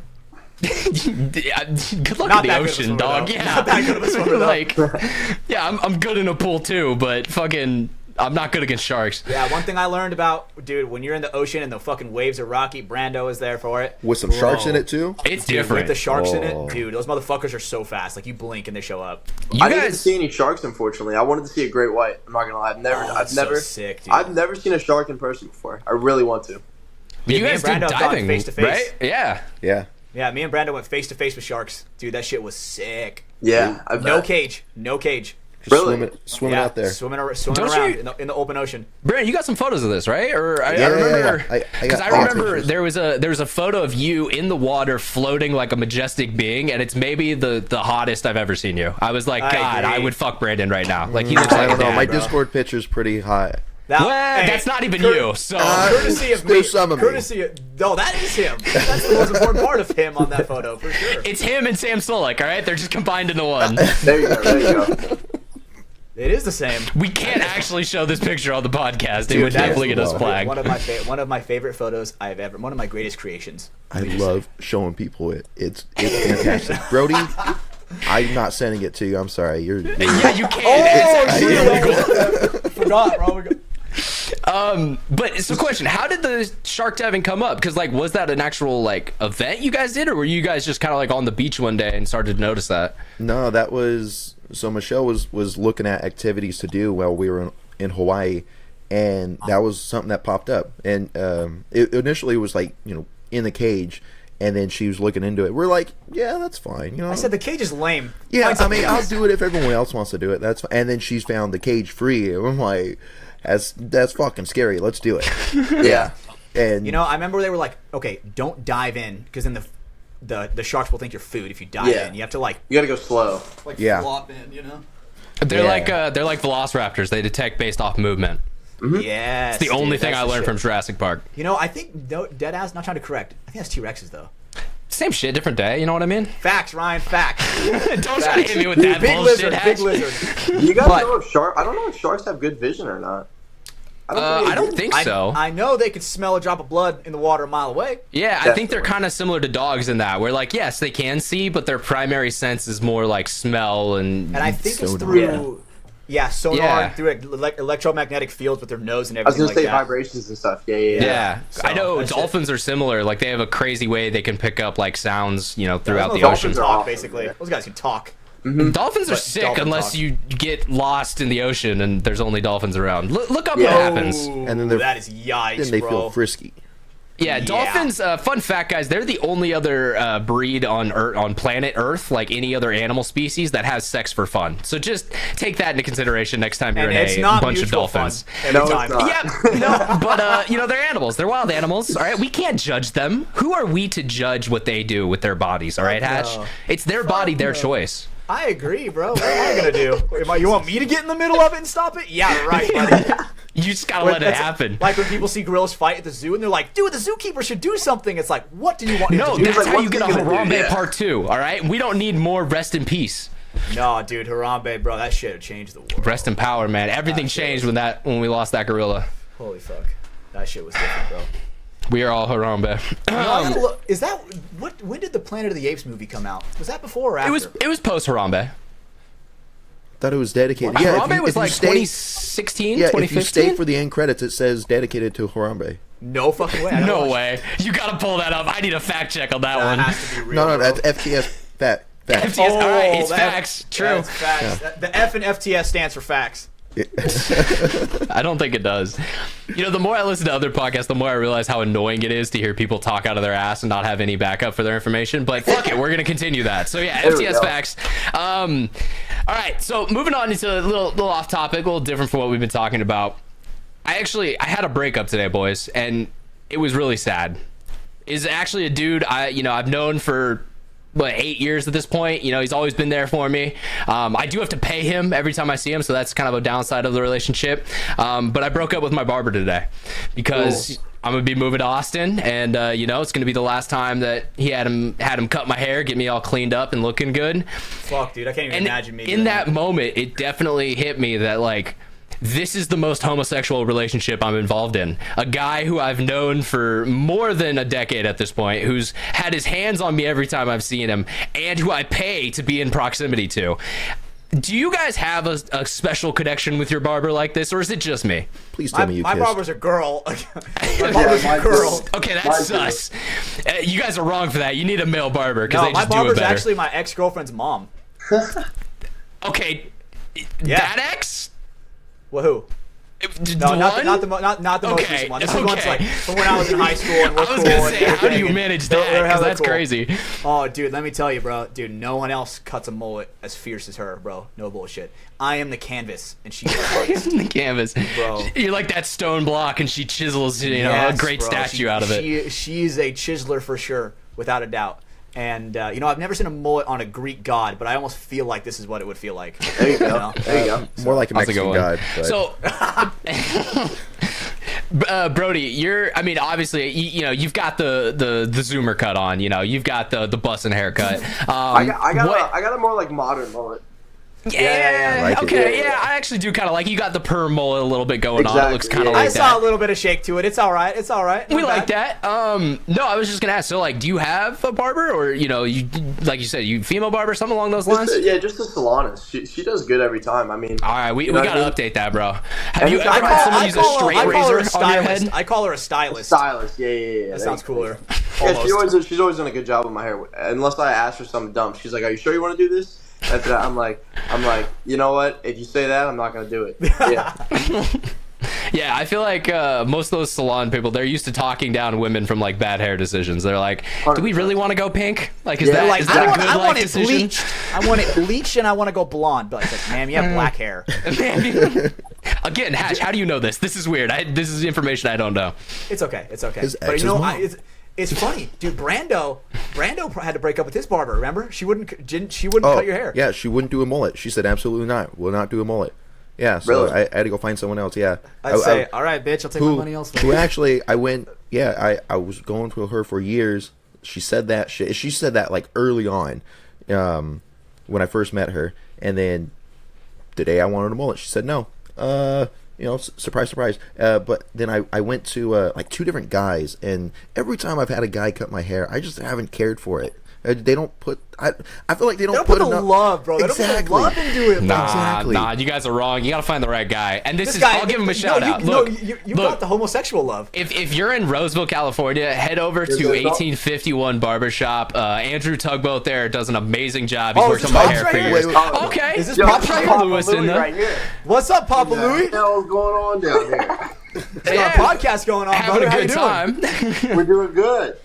Yeah, Great man. to hear, It's bro. been like Great a to hear. 5-minute conversation. It's been an hour and 14 minutes. I love it. Yeah, it's been an hour, 14 minutes. We've been having a That's good nice. time. That's a nice feature. I will say shout out to Brody. He actually gave you your shout out earlier on. He was telling that you guys kind of got into the game at the same time.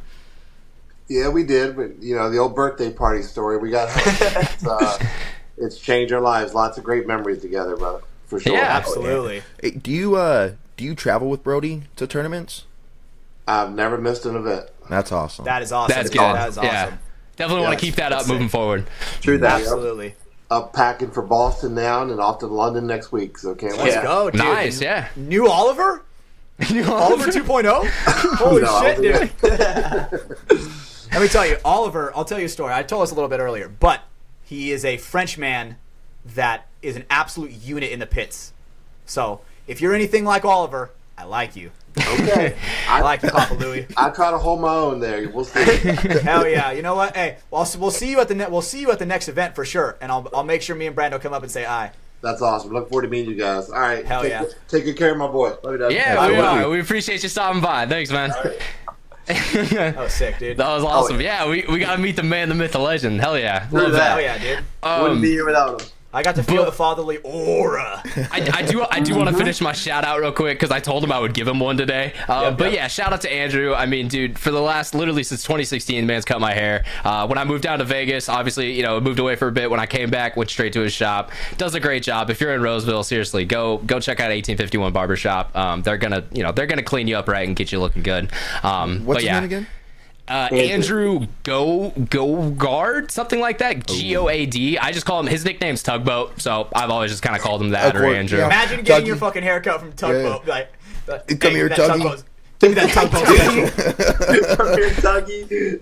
Yeah, you gotta pay extra. I will say it was kind of cool today. I gave him a little extra tip as I was going on. It's kind of a thank you for the whole time. So it's kind of cool. We had a conversation. He actually, he's got a kid on the way soon. So it was, it's I don't know. It's like a full circle moment. I felt like this was the dude who took me from being a young adult to where I'm at. Kind of my manhood man now. knows And Oh, yeah. yes, he knows all my shit. He knows all my exes. He knows all of my all my deep dark shit has been talked about with that man. Damn, hell yeah.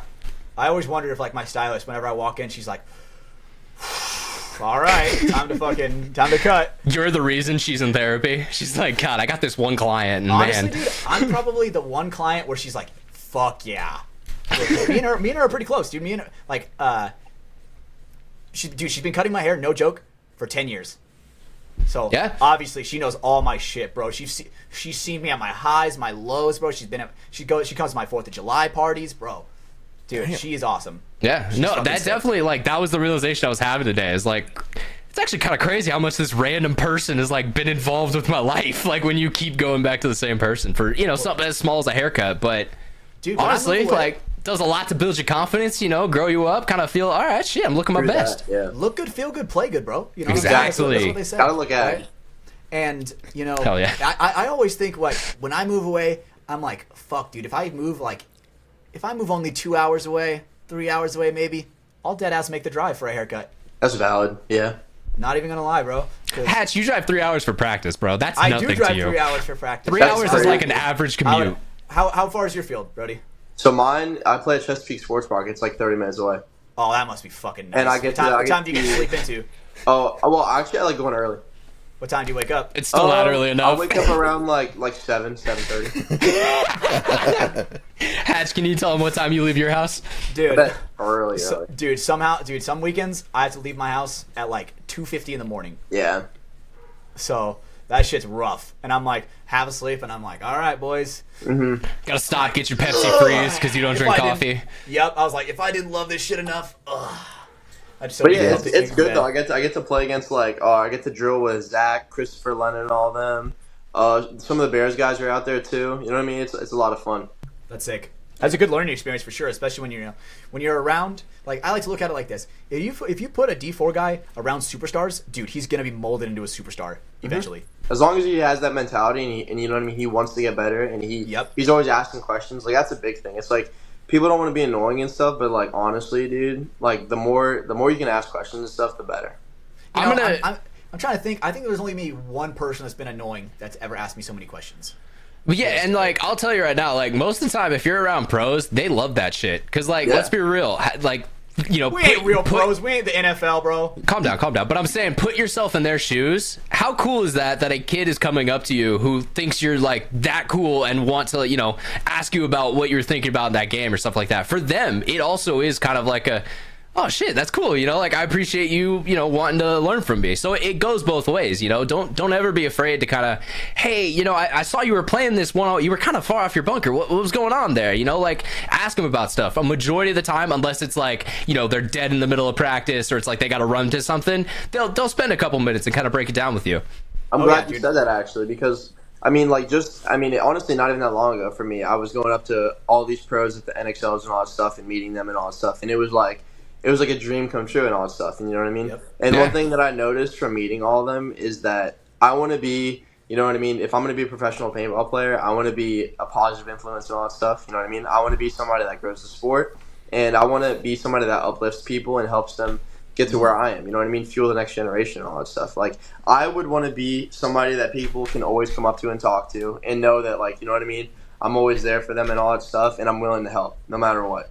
Yeah, I mean, one of the guys that comes to my mind, a couple that comes to my mind, but like if you ever see him at an event, Yosh Rao, if you ask him about anything paintball, he will sit there and talk with you for 5 minutes, unless, like I said, he's got to go run somewhere or do something, but he will break it all down for you. He will answer any questions. Definitely one of my favorite guys in paintball. And another guy from that same team, I mean, Ryan Greenspan, bro, like he's been such a positive influence for paintball for such a long time that like, he kind of gets it. He understands his position and that, people are going to want to come talk to him and pick his brain. So, I mean, that's, we've always given him credit for that. But he is a great example of like, other pros, like, it may feel like a burden in that 30 seconds, but you may make that kid's year.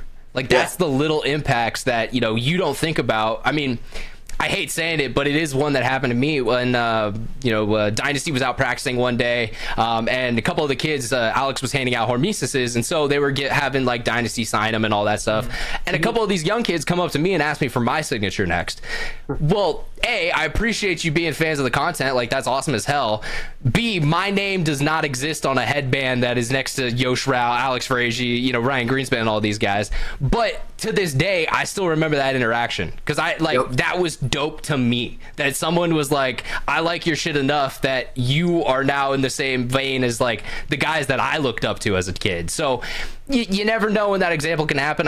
We don't have all the pro guys listening to us, but it's just one of those things to think about. Yeah, you just got bounced out of a tournament. It sucks. You just want to go back to the hotel. But that kid doesn't know. He just wants to go meet his hero. And one thing I want to say and add to that, there's a difference between being a professional and being a pro paintball player. Yeah. There is a difference, right? And there's one thing that we try to preach on our team, right, is professionalism, right? If you really want to be if you really want to be that fucking guy that goes pro, dude, you have to be. You got to be a Tyler Pantaleo.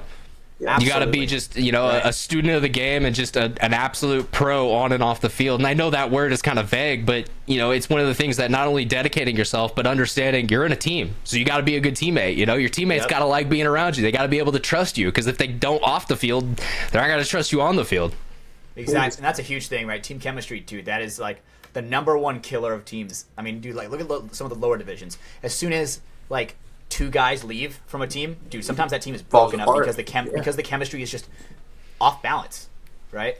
It's just not sitting right with everybody. Sometimes the owner is like, do I really want to continue? Because you can look on some people's faces and be like, I can tell they're not having fun anymore, right? You can tell. At that point, it's more it's easier to just kind of dismantle the team and just move on. Yeah, you don't want to just hold people down and make them unhappy forever. And we've talked about this with like the divisional side. That's where you're learning. That's where you're growing. Like, it should be fun, because at the end of the day, you're not getting paid. You're spending your money to go do this hobby and the sport and this thing that you should enjoy to do. So, it's not the end of the world if you lose your D3 tournament. There are more options. There are more chances out there. And if anything, you could probably learn a lot from taking that loss and actually going, okay, hey, we're on the main field. Let's go watch our game film. Why did we lose those points? You can definitely take a lot more from that loss than you could if you, potentially won the event. Yeah, absolutely. I've learned so much from losses, dude. I've learned so much, especially when it comes to how to react to them. This last event, I did a horrible job because, man, I was so fucking angry. But, right, I think it's important to realize it's like, obviously, 5 minutes after the match, you lose, you're probably going to be mad, right? But then one thing I've learned with what I call the athlete's plane ride is when you really break it down, you have nowhere else to go, you're in your plane seat, and you just have to think about it. You just raw dogging it, no audiobook, no video, no nothing, just looking at the map in front of you. Honestly, it's almost like sometimes I get so focused to where it's like I am raw dogging it to where it's like the music is completely toned out. I just have my thoughts. Have you guys seen that meme that's like come about a lot on Instagram? Like guys like, all right, just raw dog 16-hour flight, no music, no like, video, just looked at the in-flight map. Out and shit, they're like sweating. Yeah, they're just locked in the whole time. It's like a dopamine reset. Yeah, dude, all of our dopamine receptors are just burnt the fuck out at this point. Yeah, but I remember definitely this last event. There were some hard losses there, but at the end of the day, you got to realize it's not going to be your last tournament. 100%. Right? Unless you're old and you don't want to play another one. Yeah. Then there you go, accept it. I think a big thing too is that one thing that I learned is it's like you shouldn't let, you know what I mean, something like that. Of course it's going to get you and stuff, but you can't let it drive you in the negative way. There's always positives from, you know what I mean, there's always something to learn, even when you're winning and stuff, you know what I mean? And one thing that I have learned in paintball is that, honestly, it's not a bad thing on the field to be cocky. I think cockiness is something needed, especially in the professional division, but I think there's a difference between having just an absolute giant ego, you know what I mean, and being overly cocky versus being somebody that's like, yeah, I know no matter who's on the other side of the field, as long as me and my boys work together, like we will beat any team out there. That type of cockiness. Well, and I think the kind of breakdown there, honestly. It's the difference between being cocky and confident. You know, like paintball fit's fucking confident. They are not scared of anyone who goes in front of them. But they're also not cocky because they understand like we still have to learn and grow and work together to beat these teams. But when they do, they beat a dynasty. Like they that's understand that they're what a they can professional do. team. They understand that they're a professional team and they're only playing against professional teams. And we're definitely a little biased here. We love ourselves in PB Fit. Shout out, boys. I do love PB Fit. Dude, shout out Colt, right on. Great PB Fit. Those guys are fucking killing it, right? I really do think that they're gonna have success in this event. I did say they were gonna win an event actually in our betting show at like the very beginning. You did. So come on, boys, you guys are running out of fucking time. Yeah, you gotta catch up for the boy. And hey, I'll make a whole bunch of money on Kirgo if that ends up happening. Amen. But yeah, I mean, dude, speaking of Kirgo, I've been watching IEM Cologne. So Counter-Strike, every year they have a big event in Cologne. It's been going on since 2013-ish, so about 10 years now. But dude, I'm doing great. So Kirgo actually hosts odds for esports matches and all that stuff as well. And you know, as people know, I love me some esports. I love watching guys go at it, you know, in all sorts of competitive environments. But yeah, today I hit a 3-legger, I hit a 4-legger, which means 3 legs in a parlay, 4 legs in a parlay. 4 teams have to win for me to win that bet. And then I also hit, you know, a couple singles as well. Kirgo's gonna kill me. I swear to God, man. I am just taking advantage of them this year. If you guys want to go jump in on the action, Kirgo's, you know, great site. They actually do some kind of great things for the guys in paintball who you know, they're supporting and kind of bringing along. Code FTS at checkout. It's going to get you a, you know, cashback bonus. So definitely it's worth using it if you're going to go check out the site. But yeah, they have everything on there, man, from esports to every baseball match to random cricket games. I was betting on the Olympics on there, not gonna lie. It was kind of fun to watch some of those with that. But yeah, and then last, you know, paintball, that's gonna be coming up here. They're gonna have odds for the next event. We're gonna be doing a pick show again. I think you were talking about that a little earlier, Hatch. So yeah, no, there's some cool things coming up with Kirgo. Excited to get into another event with them. Oh yeah. Oh dude, I remember it wasn't a pick show. We did a tier list, an off-season tier list. Oh, it was our super early prediction show. Yeah. Man, that was fucking fun. We do another one of those. That was awesome. We will. Don't get me wrong. That's a yearly thing. It's an easy episode to do. All right. That is an easy episode to do because I basically just get. I just get to like talk shit. Yeah, and then we get DMs from guys who are like, "Why'd you talk shit about me?" And it's like, "Well, Diesel, you haven't won this year, so that's why." You know, just saying. I mean, hell, let's be real. Ironman's won more events than Diesel this year, and they were ranked lower than you guys. So, I mean, just if we're talking about the numbers, if we're talking about the stats. Ironman has Brody, dude. The Ironman has Brody. Come on, dude. All together, we're such a stacked line. I will say that. I agree. There's a lot of potential. I remember when I saw that it was like Thomas Guest over there, I was like, that guy's a fucking great paintball player. I remember when he played on Distortion, and then he played on what was it, Aftermath? Aftermath. I thought I thought he really stood out on Aftermath as a really great player. He went over to X Factor, right, for about a season or two. For a season, yeah. Yeah, that's where he went. You're right, definitely. yeah. And Henry and Steven, they're a great combo too. Yeah, Throw literally the Zach in guys I was mix talking with about that. earlier. Oh yeah, I remember and then you I throw made a Zach in meme. the mix, it's great. And then you got like about Steven O'Mara when he first left up for the Ironman. what You was guys remember that? It was like it's showing him on Revo, and the guy's like, "Yeah, let's go," and then it shows him on the Ironman, and he's like, "Oh," he's like hella like devastated to it, dude. I've It is seen that, so yeah. funny. Oh man, I made that one. Hatch, you made a lot of memes, all right? You gotta Not enough though. Not enough, bro. And your greatest meme, we literally can't show because it'll get us canceled. Please send That that one to is Brody. so fucking Brody will great, laugh. bro. Please send it to him. All right, I got you. I know I you got have you. it on your speed Yeah. dial. Send it to him the IG. Perfect. Sorry that we cannot put this out, but well, the blue side of paintball will eat us alive for it. Brody Lewis, boom, requested. Perfect. All right, but Brando, so let's because I got a couple other things I want to talk about before we get out of here. But I wanted to give you a shot. Did you have any other questions for Brody before we kind of move on into other things? Yeah, I was gonna ask about your dad, but thankfully he came in. We got cameo I know, himself. right? Yeah, he What's came in. what's Hell his yeah. first name? I didn't get that. His name's Chris Lewis. Chris Lewis. Okay, cool.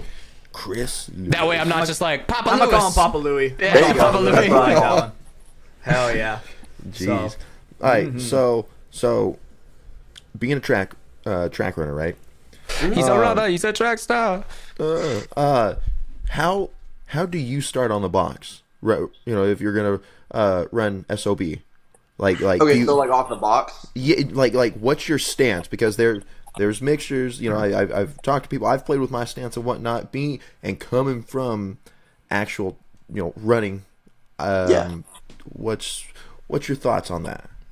Tell That's a good Brandon how question. to get faster because his No, little legs need it. Oh. Hey, look at I don't know Axel, about though. that. You Look see these at Axel. motherfuckers quads, bro? But hey, look at Axel though. Axel's zooming. You know what I mean? Yeah, fair. That guy can stand up at a little cake. That is Exactly. fucking insane. I'm so jealous. That's the guy I get to call little. So Yeah. That's the one. There you go. You found the one, Brandon. Hey, and him I and get to call Hugo. you little. All right, it just tumbles Oh, I downhill. love Hugo. Hugo's such a dog. I played against him last year when I was overseas. He's awesome. He's a great guy, and he's just a phenomenal paintball player. I think he's definitely next up. You know what I mean? yeah, Mm-hmm. yeah. I thought maybe they should have played him more. Was it World Cup last year? Yeah. When the Tauntauns came, I figured they would play him and Axel. Dude, as a duo that more. Tauntauns Great line was combo, yeah. good, bro. Like Dude. they I almost feel took like Dynasty Tauntauns out of have the never event. been bad. I feel like Tauntauns have never ever been bad. They're very consistent. Yeah. So good. I would disagree. They've never been bad, but I will say when it comes to Maybe, the like, Europe teams, they've Past always 10 been the past top 10 two. Years, I feel like the past 10 years, dude, Tauntauns have been insanely good. Dude, Oh, yeah. literally one of the best games I remember from my childhood, the legendary Ollie Lang fully reaching out to try and get the PSP start box. That was versus the Tauntauns back 2013, 2012, one of those late PSP games. Do you guys remember that old school straight wall, red wall Yeah, they'd use and they because there had was the also the teams dead box printed on it. Yeah, Yeah. the PSP logo and stuff on it. Yeah. I like the Heat versus Tauntauns one. I forget when that was. Yeah, that was in Europe, I think. Yeah. Oh, okay, yeah. Oh shit, dude! I definitely remember that. I remember there was, dude. Fire that camera guy. I remember when the guy dives into the snake, he hurts himself, and we don't get to see it. And I'm like, bro. Yeah, but then I think he takes half of his barrel off and plays with Yeah, that. he does. Yep. Yeah, and I remember they zoom in on him, and he has blood on his finger, and I'm like, how did his finger bleed? Tell me the story. Yeah. You know? It's like, Well, come we on. missed the story, all right? That happens sometimes, Hatch. I don't like that. Don't like that. So getting But- back to the whole thing about how with starting and all that stuff. So Perfect. there's definitely a lot of different ways you can do it and stuff. So basically one thing that I will start with is if you want to kind of fake out the guys on the other side of the box, you know what I mean? So one thing you should always start the same. That's one thing that Marcelo Margot told me a lot, you know what I mean? So one thing I've noticed is anytime that I'm gonna go get up to somewhere, obviously I'm gonna go here. I'm not gonna come here and then pull up and all that stuff, because one thing that he did say was the more that you try to outsmart the guys over there, in reality you're really just outsmarting yourself. You ever notice people at the last second they'll fake switch something? You're kind of putting yourself on a disadvantage by doing that if you really think about it. You know what I mean? So one thing yes and no. Like, I see what you're saying there. I will say, like, I've seen some really good box moves, but again, these are from like top 4 pro teams. Like, again, these aren't you. Like, I hate to say that, listener out there. Like, it's nothing against you, but like, yeah, I mean, you know, I've definitely seen some heat switch ups where it's like, oh fuck, the whole play just changes on the box. Yeah. But I guess, like, yeah, as one person, you know what I mean? Like, yeah, but what you're saying is valid there. You know, like, sometimes it makes more sense to just set yourself up for success than trying to deceive your opponent. Exactly, yeah. But like basically, if you're gonna run to like a corner or something, you know what I mean? Let's say one time you go behind the guy that's going to like the closed can on the snake side or something. You know what I mean? Let's say next point you're gonna look like you're running shallow, like towards the snake. And after your first step of going forwards toward the snake, you would run out wide. You know what I mean? That type of thing. Yeah. That's something that I've definitely learned. But I mean, to repeat that, like you said, Marcelo said it. I actually have a great clip with Dina back in the day when he was talking to Nick Laval and they were practicing against them, and he gave that same exact advice because Dina came up and was like, "How did you know I was going to run that?" And he's like, "Well, I could just tell by the way you lined up. You didn't line up like that all game, and then you did it once, so it's like, okay, I'm going to shoot for the can or wherever he was going." Exactly. So yeah, no, very valid advice. Like, if you set up the same every time, it's like poker where it's like you can't get extra reads, you can't get extra information from the guy. Yep, because you really think about it, the guys that are shooting always have an advantage over the guys that are running. You know what I mean? But another big thing is like how your 5 guys stand on the box too. You know what I mean? When you're playing against another pro team, they're always reading it. They have their calls like 2-1-2. You know what I mean? 2 guys on one side, 1 guy in the middle, 2 guys on the other side. But if you guys kind of like move around a lot while you're talking and just be relaxed and stuff, and then let's say maybe when it goes to like 6 seconds, then you start to like walk over to your spots and all stuff, get ready. That definitely makes it a little bit harder to read, you know what I mean? And you're not overthinking it, you know what I mean? But so getting to like the whole part about how I start and stuff. So what I like to do is whatever hand that my gun's in, I always put that back, and then my front foot is always the same foot, you know what I mean, or the same leg. Yeah. So almost like a runner stance. I wouldn't want to start with my left leg forward with my right arm back because I'm running. My first step will be with my right side, and it just doesn't make sense. You know what I mean? It doesn't feel right to me, at least. That's something. Well, and that goes back. We talked about earlier, but the technique in running. You know, you get more power if you're able to get your arms into it as well. And if you're already starting kind of lopsided, like it's just it's not a great even start. Exactly. But there is an advantage to that in a way because you're slimmer when you're sideways than when you're forwards. You know what I mean? Yeah. But I just think it's something that slows me down, so that's why I don't do that. And it's vice versa. If I'm going with my left hand, my left leg will be up first. You know what I mean? Mm-hmm. That's something that I've noticed. And like some other things, if I'm in a running gun and stuff, pointing your foot out. You know what I mean? Yeah. Kind of. You don't want to be able to. You don't want to have it to where you have to make small little micro adjustments while you're taking off. Because like in track and stuff, if you look at it, like your times and all that stuff, like sometimes a PR can be by like 1/100th of a second, or you know what I mean, something like that. So it's like the little things are really what helps you. You know what I mean? Yeah, like did you piss before the race? Like you're a couple grams lighter. Yeah. Like, you know, it counts. Exactly. And like it's just the little things. You know what I mean? If I'm starting in the blocks here, and if I take a second and like I take a stutter step or something, that slows you down. That can slow you down by a lot. You know what I mean? But if I'm just fluent and I really get a good pump and everything, then I mean that cuts off time. I mean, it's just the little things, like when you're running and all that stuff. It makes such a big difference. Yeah, I mean, are you a sprinter? I think we've kind of because you've been talking, you know, from the track standpoint, it sounds more like short distances. But like if you watch the 100 meter from the Olympics like the other day, those guys all, I think the top 3 finished within like the same 1/10 of a second.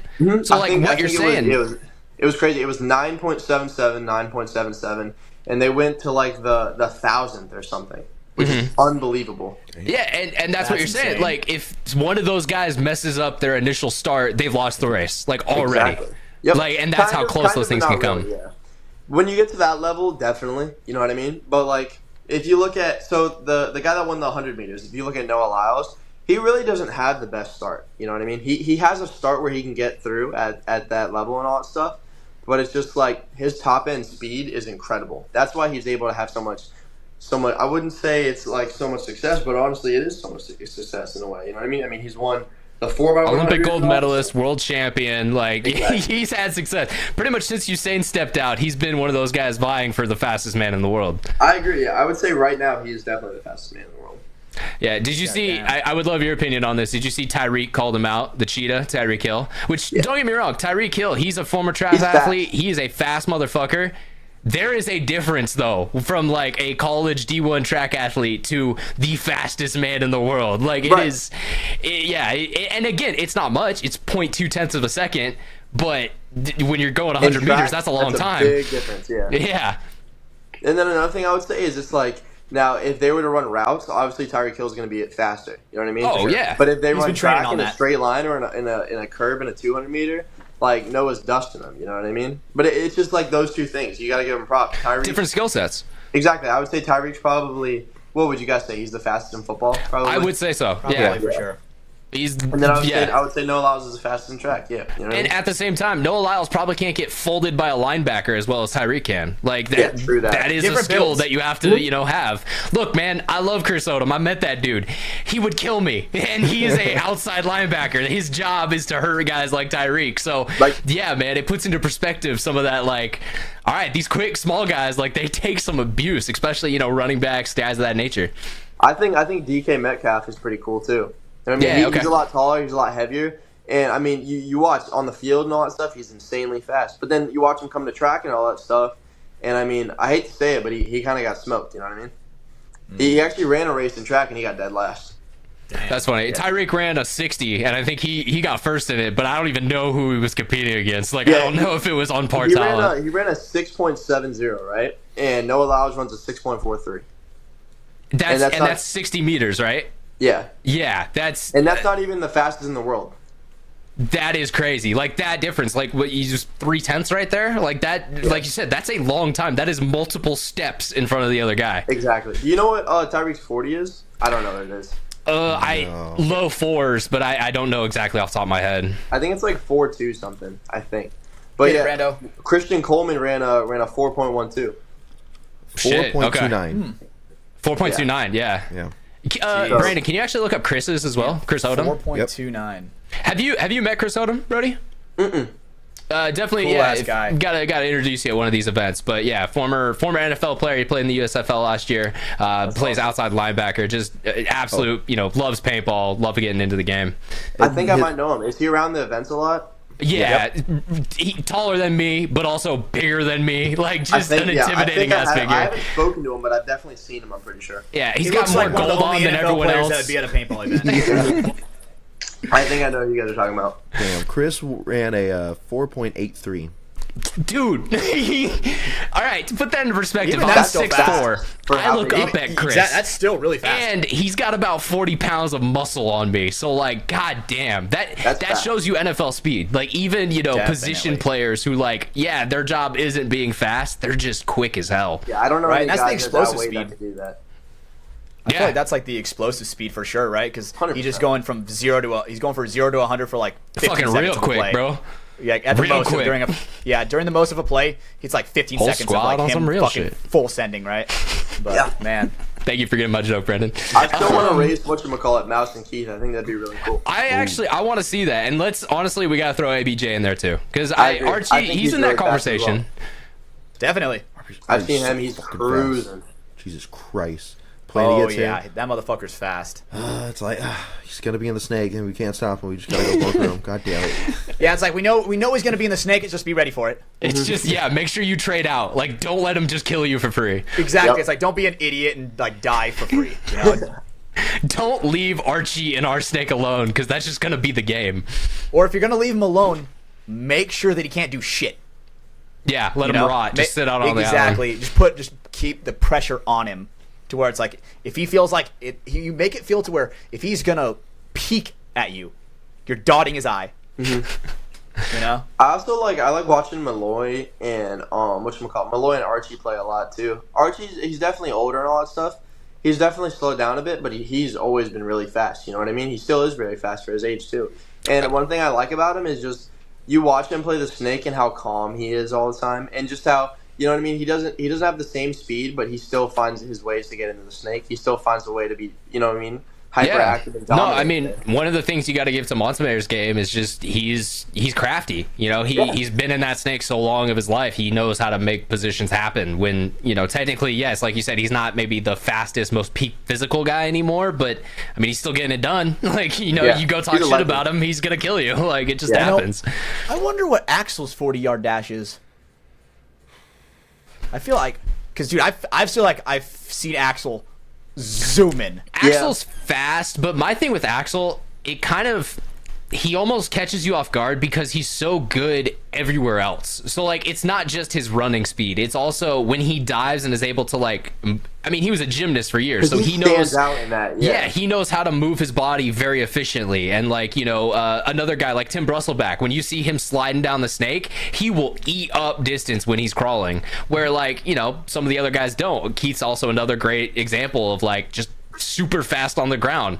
I know you guys played that divisional layout at AC where they had like that mile-long snake.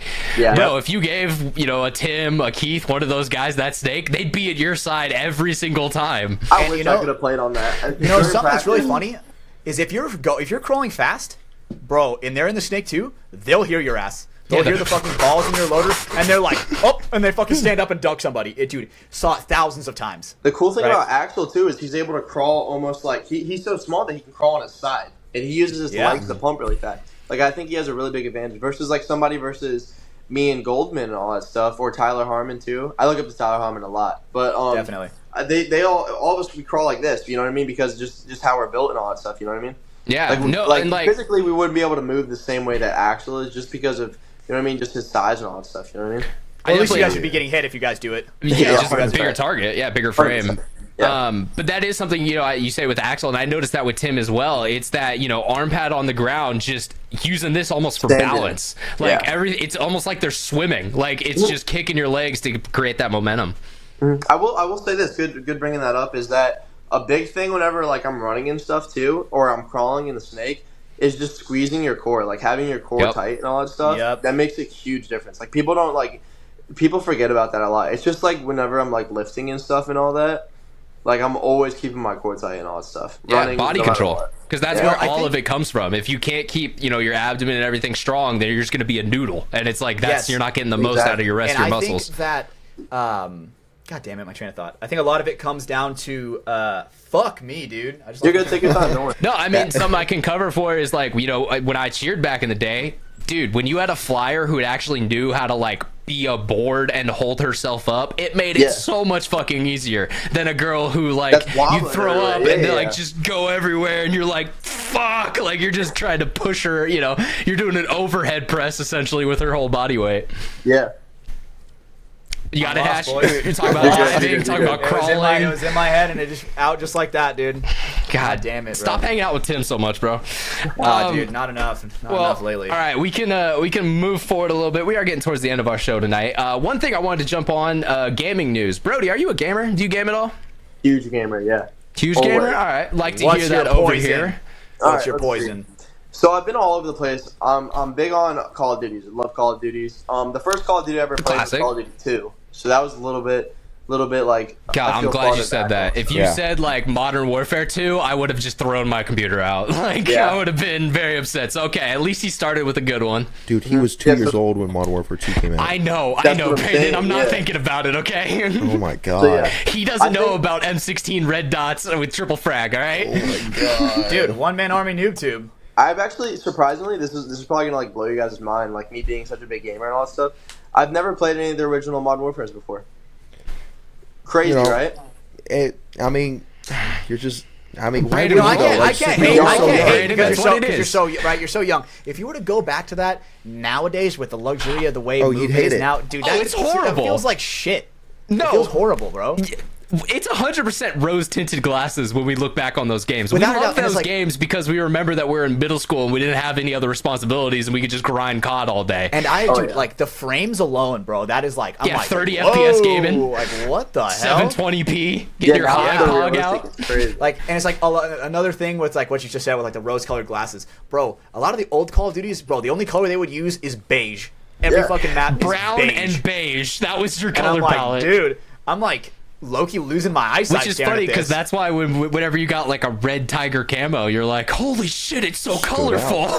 Yep. It's And like nowadays, that's like the most basic camo available. that's like Yeah. the first camo you unlock with 5 headshots. Exactly, yeah. It's like, come on. Another Yeah. big one for me was obviously I really loved Black Ops 1 and Black Ops 2. Black Ops 2 was a big standout for me too. I loved So good. the zombies on that. I was always a big fan of zombies, but I would say my favorite Black Ops game, I just have to say it's Black Ops 3. You know what I mean? It's okay. That's my guy. It's okay. That's my guy. Come on, Dude. Zombie Let's go, Chronicles bro. and all See, that and stuff, then bro, this is they the age killed gap it. within us. Me and Brandon are boots on the ground gamers, Yeah. all right? I Yeah. don't No, want dude, no don't get fucking me wrong. I jetpacks. love me some boots on the ground, but dude, Black Ops 3, after like 2 years of shitty movement like It's that, insane. dude, that was like you were floating, bro. You're like, Yeah. woo, woo, And blasting I'm forward a shit. huge zombies fan too, so like they Yep. killed it with zombies. I mean, just Easter, bringing are you an back Easter all egg the guy, zombie or are you just chronicles. like a high rounder guy? I've done all the Easter eggs on Black Ops 3. So, Dude, Black Ops I 3, like Black you, Brody. Ops 2 You're my as well. guy, bro. Yeah, I'll, I I'll love it. brag for Hatch. Hatch at one point in time held a world record in duos on Kino der Undertoten. So that was Yeah, like yeah. his zombies claim to fame. He is a true zombies gamer. No one can ever take that from Hatch. Yeah, Yeah. dude, I fucking love zombies, and it's so hard with like the new stuff now, and I'm like, what the fuck is all this? Yeah, you I gotta can find understand the 4 Modern pieces Warfare of an 3 orb zombies. scattered around the map, and then you gotta Yeah. bring them together, and then you have to I'm say fine a with prayer that. while you're killing zombies, and then you have to go over to this other teddy bear that you have to shoot twice, and if you shoot it 3 times, it resets the whole thing, so you gotta shoot it twice. Dude, some of the new Easter eggs are so damn complicated. I think the Easter egg part, that's cool, right? Because it's like you're building like your dream team of friends on like. I agree. On, like, And what are creating you this, right? building for? Like, dude, back in... To solve the Easter egg. Yeah, Yeah. but okay, when you're on 5 and you hear Eminem come over the loudspeakers because you finally got all the, you know, Oh, all yeah, the phones yeah, to yeah. go right, and you've got your death Whoa, machine. Yeah, bro. man. Like I remember that's, that shit. shit is, you know, it's embedded in me as a person. Yeah. Like, what do you gain nowadays? Like the But now map ends. the stuff that gets me now is like the stuff where you know you can kind of have like unlimited ammo basically, and like you know pack a punch of shit like 30 times. And It I'm just like, gives you all the perks and stuff like that. Yeah, usually. yeah. Yeah. And I'm kind of like, dude, this shit is like zombies for babies now. Like like a fucking 2-year-old could do this. Especially the Modern Warfare's now. It's gotten too easy. You know what I mean? Exactly right. Yeah. Like a challenge, right? I feel like Black Ops 3 was like that perfect like challenge to like fun ratio because you could get all the 100%. perks, you had the gobble gums, all that good stuff, but you could still make it hella hard. You didn't I have think to use the gobble gums. Hatch, I think you're gonna love Black Ops 6 Zombies because they're just Yeah, I going was about back to to bring that. that up. Yeah, Dude, I've it been looks- thinking about it, bro. I've been like thinking on it. I've been asking hella people about it, and I'm like, what do we think? Because I love Call of Duty, Me too. but I've been like almost forcing myself to boycott because it's like, dude, this shit's a $70 update. This shit's ass. Yeah. I will say know? though, But this has zombies. The Black Ops 6 Like actual zombies, traditional zombies, yeah. Yeah, they look good. But I will say, I don't know if it's true or not, but I saw it. There was like a leak of Zombie Chronicles. They're gonna bring it back.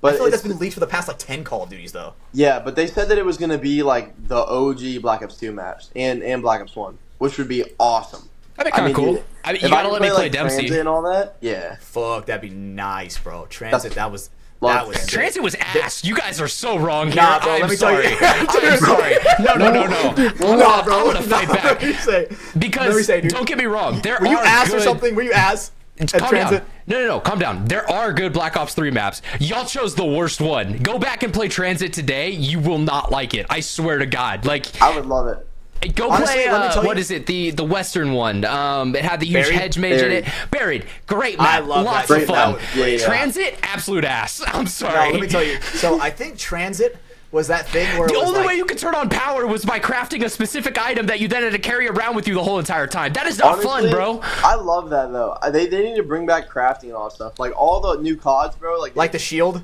yeah, bro. You can't even have a shield Mob of the anymore. Dead. Mob of the Dead is a brilliant Oh, map. that was so good, Transit bro. is ass. Like, you guys chose the wrong one. I love the Black Ops 4 remake of the Blood of the Dead. That was a really good map. I will I say do Black remember Ops that 4 one. was really good too. Definitely. I feel like that one was kind of like it was basically okay. Biggest thing. They took out Jug. What the fuck is wrong with you? Yeah. You cannot take out the most iconic perk in all of like I mean, what's the next most iconic one? Quick Revive? Jug's been there. Yeah. Quick Revive and Jug, Jug were Sleight on of the Hand. original World at War Double maps. Did you call it sleight of Double- hand? Bro, that's Speed Cola. Yeah. That I always called it sleight of hand. Called it I always called it sleight of sleight of hand. hand. Whatever. That's crazy, bro. That's crazy. Hatch, Gotta did drink you some ever sleight of beat the hand. campaign of World at War and then, you know, in the dark room have zombies all of a sudden come out of nowhere? Because that was Dude, the World War scariest II shit as a zombies child. are good. I remember that shit vividly, bro. World at War. I remember sitting in my room. I'm like finishing the plant that campaign, flag. being I like, plant that flag. we did in it, the let's fucking go. Russian campaign, you know? And that motherfucker at hacked this me with that time, machete. well, and like at this time, like YouTube wasn't as big, so like it wasn't spoiled for you that okay, you finished the campaign, and then you all of a sudden hear.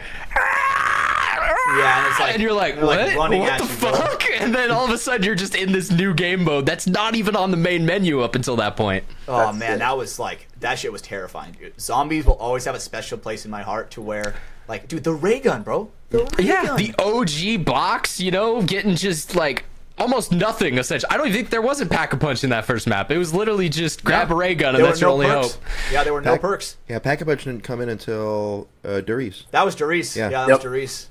Fuck, that shit was good. I did like World War II zombies. That one was good too. Interesting. I didn't really play World War II. That was definitely some Modern friends that Warfare were 2 really good was at it. big It for was me. I terrifying. played Black Ops It 2, was but very then realistic. I got into PC gaming and I definitely went like Counter-Strike, more tac shooters. So that was kind of where like my COD branch split, where it was like this is all I played to kind of, you know, something I'd check out every now and then. I was gonna say, you know, bringing up gaming, I wanted to talk about. Have you guys heard of Spectre Divide? I know obviously my boys have because I talked about it last week. Is that PC only? It is PC only. It is. Okay. It's Brody, a do you new play PC? tac shooter. I wish. Gotcha. Yeah, it's a new tac shooter. We talked about it last week on the show, but essentially it's 3v3, but the big kind of difference is you control two bodies. So you have the ability to like throw a separate body somewhere else on the map, and then you can transition back to them, go back to your That's other guy. sick. It's, you know, kind of a cool thing. It released its closed beta today. I hate the internet at this point. The amount play of it? people. No, I haven't been able to play it yet. I've literally been trying to get a key all day and I haven't been able to. But the amount of people who are absolutely shitting on this game for no reason is so What? comical. Because here's Dude, the thing: it's a closed beta. I know for a fact less than 50,000 people have played this game, but the hundreds of thousands of people who are in Twitch chats like, "Oh, this is just a copy of Val. Oh, this is so stupid. Oh my god, it looks like Borderlands. This is so retarded." And it's like, I love Borderlands. play the I game love it. first. So good, bro. Like, look, if you play a game and you don't like it, valid. That's fair. You know, you gave it a chance. All right, it's not your cup of tea. But just But to shitting trash on it like something that? just because it Yeah. exists, I cannot stand that. Which Me either, Me bro. neither. it's something that's happened a lot in kind of the gaming community recently, where it's like anything If new you hear a comes bad out. review, it's over. Yeah. Yeah. Well, okay, but here's the funny thing with Spectre Divide. So, you guys know Summit 1G. We talked about him before. Yep. Yeah. Really popular streamer. I've watched him since 2017. He's played Counter-Strike back in the day. But his recent thing, he's been playing this game Dark and Darker. It's essentially, you know, AK played it for a bit. I played it with him, but it's essentially Yeah, I played that. That's cool. It's Tarkov, but in like medieval times. It's so, like Wizard Tarkov. yeah, you have to bring Enchanted in Tarkov. equipment, and if you die, you lose all of it. But if you kill someone else, you get to take their stuff, you know, bring it Yeah, out, yeah, and it's yeah. kind of, you know, But goes you off can that. leave way easier than Tarkov. For Okay. sure. Summit has been addicted to this game. Like, I shit you not, he has been playing 14 hours a day on stream of this game. Like, Yeah, dude. I have some friends that were addicted to it. They're like, And dude, so- we have to grind the gold. No, but I so don't know what it is. let me get back to my point, please, because Yeah. it's beautiful to me that Summit, you know, he was one of the paid streamers today to kind of check out the game. But what was funny is he was only paid for 2 hours. Motherfucker played the game for 10 hours today. That Sounds like should it's a tell good you game. something. Like Yeah. when a man that addicted to another game is like, fuck it, I'm having fun, I'm gonna keep playing this. It's Spectre Divide is one of the developers on it is Shroud, the gamer himself. Love Shroud. So it was funny. Shroud actually went over to Summit stream at one point and is like, "Wait, he's still playing? Did we save our boy?" Like, I feel like when you have some, especially like Shroud, when you have someone backing you like that with such a legendary name, it's like, okay, Interesting. Take the name out of it. Someone with that much experience.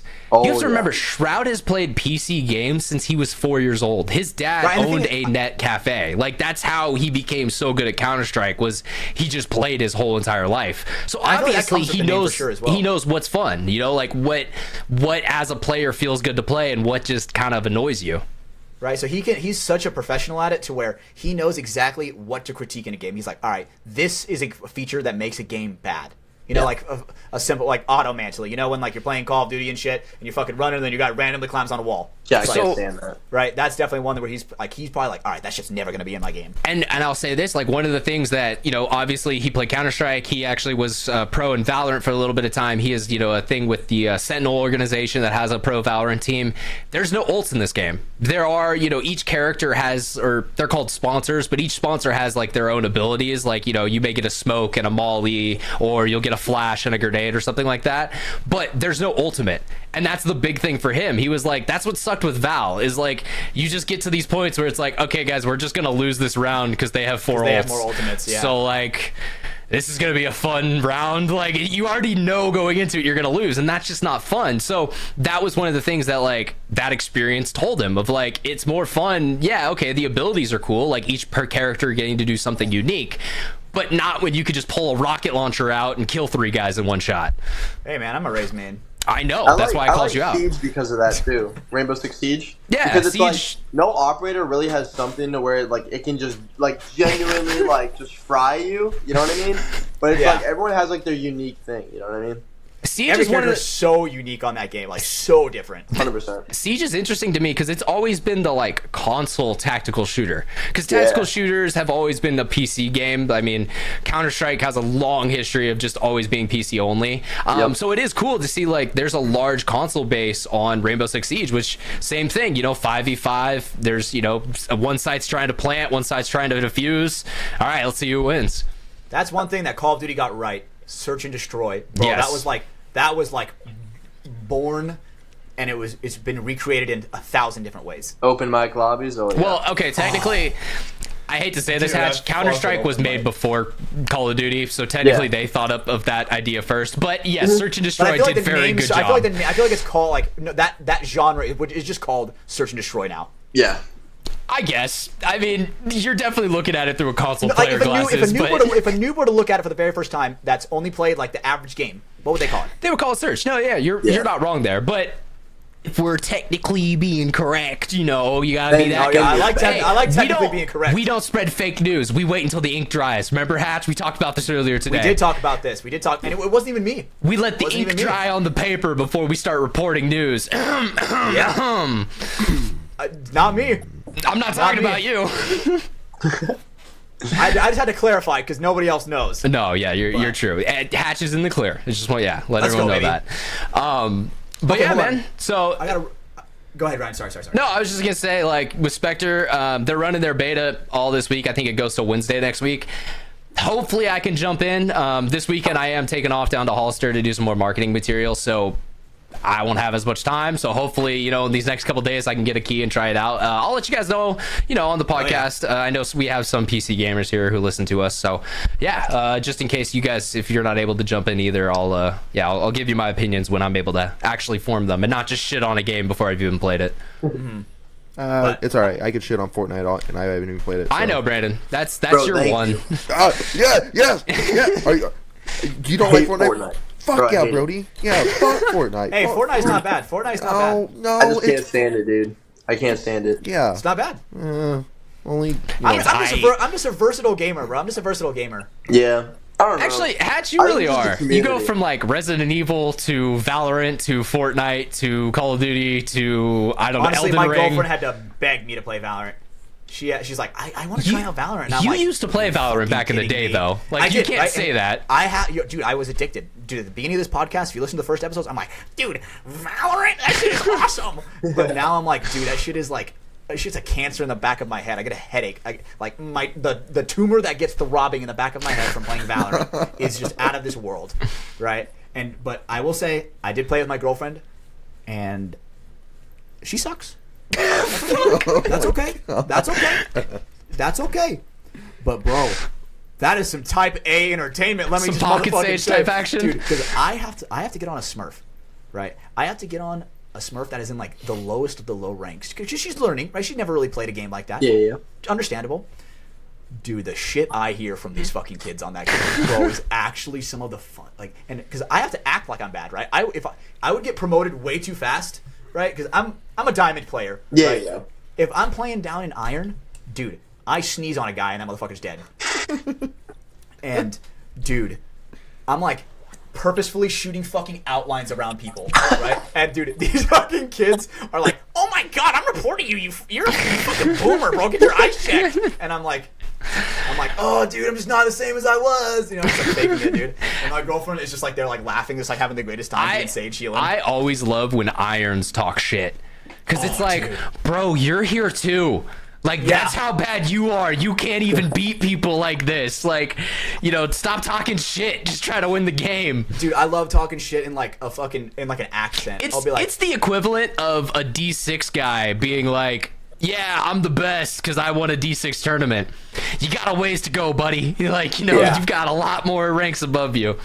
they're like talking shit to me, and I'm like, yo, Widowy in the same rank as me. So, So what does that say about you? and that shit gets people pissed. That shit gets people pissed where they start reporting you, like spam reporting you, and I'm like, whatever. I think also it's so funny. I like Splitgate was a good one. I remember that one. The finals Splitgate? that came out recently was good. Splitgate 2 is on its way. I actually know Enrique and Sam from All In Media. They actually were huge fans of the original Splitgate. Dude, I know they were streaming that like crazy. So I might jump in for the second one. You know, I saw there's some, you know, it's one of those games you might tool around in for a little bit. Probably not, you know, jump in for a long time type. That game was very fun though. It was a lot of fun. Definitely. Do That was good. you dabble in Elden Ring? Actually, no. Never tried that one. Would you ever try it? Definitely, 100%. It looks really good. That shit will change your life. So, do y'all watch? I know these are like really, really newer streamers, but do you guys watch like Jinxie and all that stuff? I do. Yeah. Yeah. Now, I don't Every like now and watch then. him, but every time I get some clips of him, and you know, sometimes I'll check over that. I'm like, what's this agree. motherfucker doing live? Yeah, he's pretty funny. But yeah, I think he grew like Siege a lot. You know what I mean? Oh yeah. And then like watching like him play Elden Ring is pretty cool, and then like Kai CNET and all that. He's a quitter, bro. He quit Elden Ring, dude. That hurt me, bro. It's tough. That's a skill issue, though. It's a tough he's game. ass. Those are tough games.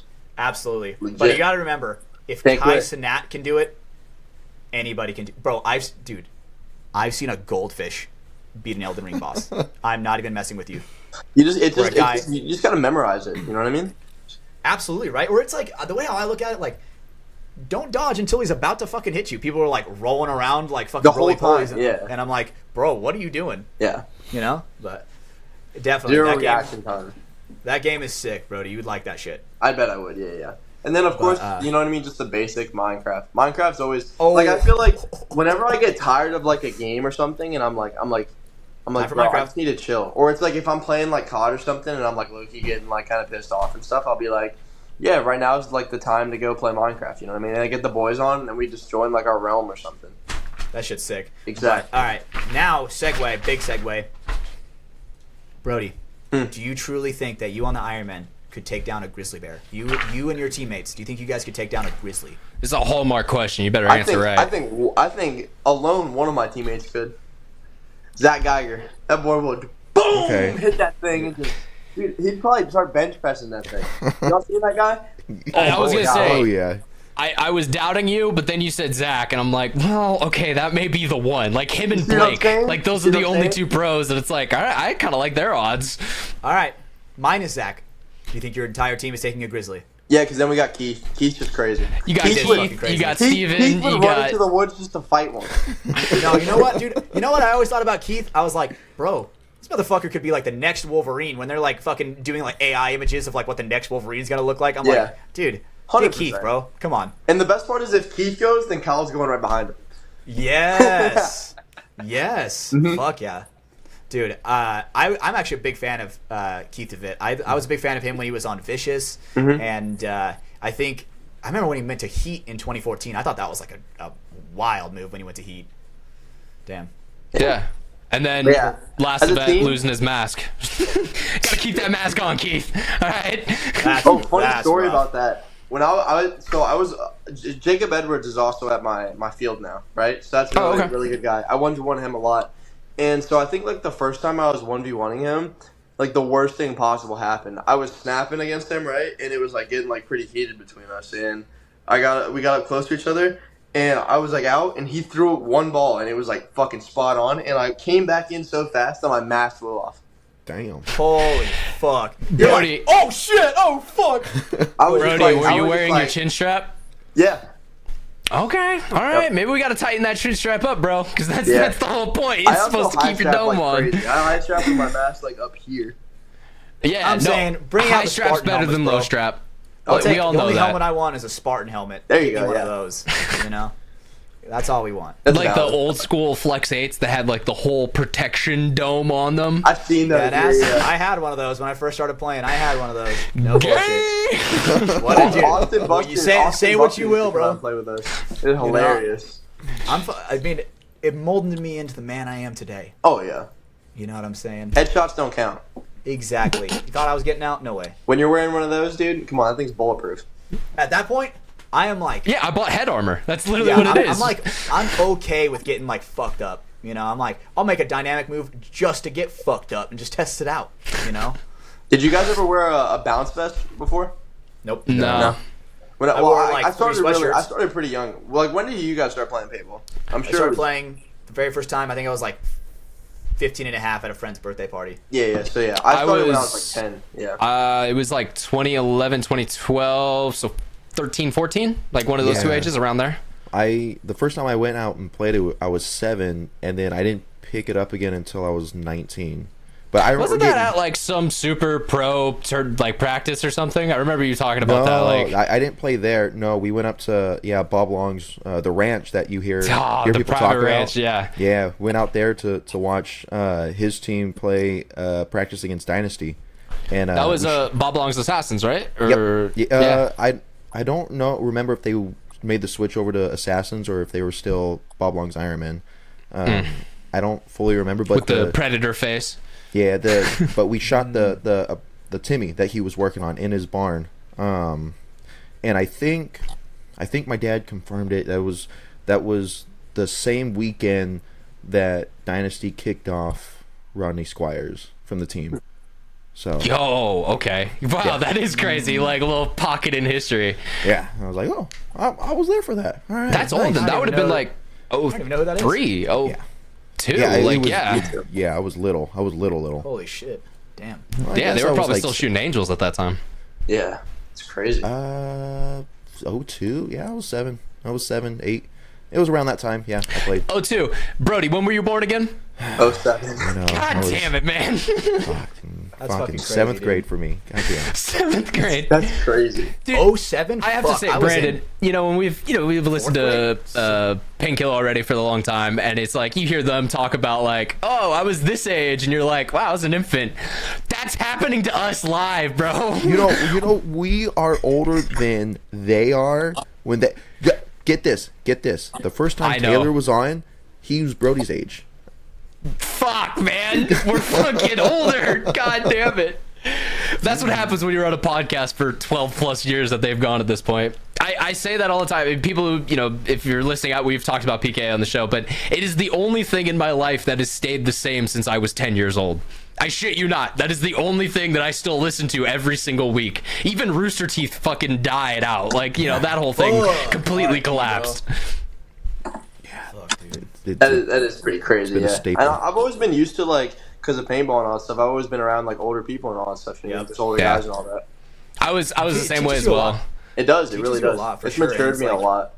And they definitely those paintball nights where it's like you're not at the field, right? Where it's like late night, you're at your Airbnb or hotel or whatever, dude. And you get your teammate in that really deep philosophical talk. It's like, Oh, bro, yeah.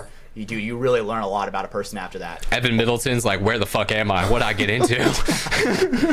dude. You met remember- Evan, right, Brody? Because Oh, he yeah, played me on and Team Evan are USA really last close year. friends. Yeah, no, yeah, he's a great dude. Hell yeah. It is fucking crazy. I love Evan. Dude, it was his birthday yesterday. It was? What? Yeah. I need to text him. How old is he now? Happy birthday. Like 17? 16? 15, Dude, I don't- 16. Dude, I I think- remember I this think kid he's wearing a 16. fucking monkey hat playing paintball. Like, Yeah. what Playing against the him, I hell? was wearing the monkey hat. 50 all the time. Yeah. He's always killing it. Did you meet God. him in the monkey hat, Brando? Yes, more times than he beat me. But Hell yeah. I am on his Instagram. So you beat a if 12-year-old. Good job. Hey, I am on the. Yeah. You want a Hey, trophy? last year I Like, got to play. I got to play U16 with him. Him, Jonell, Nate, all those guys. It was yeah, that was a awesome. stacked line. Hell yeah. What were you gonna say, Fucking Brando? legit. You're on his Instagram or? Oh yeah, he. I am on a GoPro footage of him bunkering me, that little shit. Yeah. Live in okay. infamy. Yeah, he rubs That's that whatever, in every bro. now and then. All right, whatever. I still took Whatever. first That's place when that tournament. Yeah, that's when you hit him with the fucking trophy, bro. There's a lot of shit on it. No, you have the gold. Oh. It'll fill in. There you go. Yeah. Hit him with the gold. Hell yeah. That shit is fucking sick, dude. Nah, that works. I'm jealous. But yeah, man. Sorry, I'm such All a right. pussy, bro. So we are getting overtime, but it's been such a good show that, I mean, yeah, we appreciate you, Brody. You've been a blast like to it. have on tonight. Usually around this time, I like to give my co-host just kind of a final question type moment. I know, Hatch, you did get to your bloodlusted question, so I'll kind of take that as yours. Brandon, did you have anything else you wanted to ask Brody before we jump out of here? Fuck. Yeah, we brought up the U. Damn it. I lost it too. God damn it. No, I got you. I got a question while he thinks about it. I got a question. All right, Brody, if you could have 5 liquids dispensed from your 5 fingers, Oh, this is what would they be? All right. So water. Okay. Okay, hold on. Let's see. Water. gasoline. Think about this. Don't give him ideas. Let him think about it. Save money for the rest of your life. Water. Lemonade. Oh, that's a good one.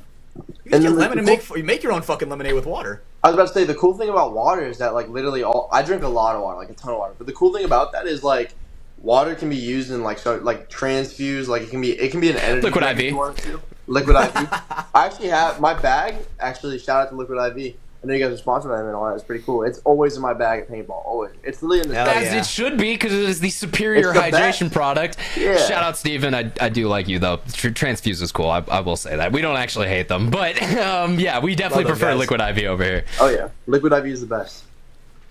But yeah, I would say So water. Dang, that's crazy. A little low-key, all I need is water. But let's see. Water. Let's see. Let's go with like sodas or something. I'd go water, Thumbs up. and then a soda. What would a soda be? Water, Dr. Pepper, Good Okay. choice. root beer. That's wild.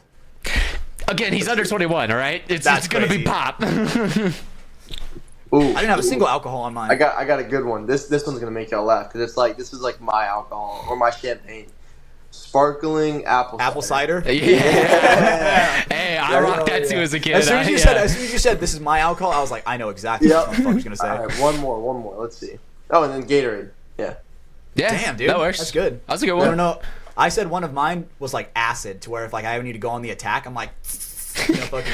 You become that blinded. dinosaur from fucking Jurassic Park. You're just geeking out. Dioplosaurus, bro. That shit's fucking sick, dude. Oh wait, actually, hold on. I'm gonna do it again. Ready? So I actually, now that I think about it, there's more stuff. Hold on. So I'd say water, Propel, Gatorade, Okay, get the electrolytes like that. and then I'd say Dr. Pepper, and then the sparkling apple cider. Okay. Yeah. There we go. Damn. I like That's it. not bad. You know, I'm gonna ask you the same question in like 5 years. Like once you're after 21, you've got a little bit. You know, I'm gonna ask you Miller again. Lite, Pappy Van Winkle, like it just completely changes. Guinness. the perfect pour of Guinness. No, honestly, man, dude, alcohol is just all carbs, bro. So honestly, just Straight don't up, drink bro. for as long yeah, as if you you're can. trying to bulk up or something, just hit that. Valid. Dude, Pull you the gotta Calvin work out, Lindsay. Dude, you gotta.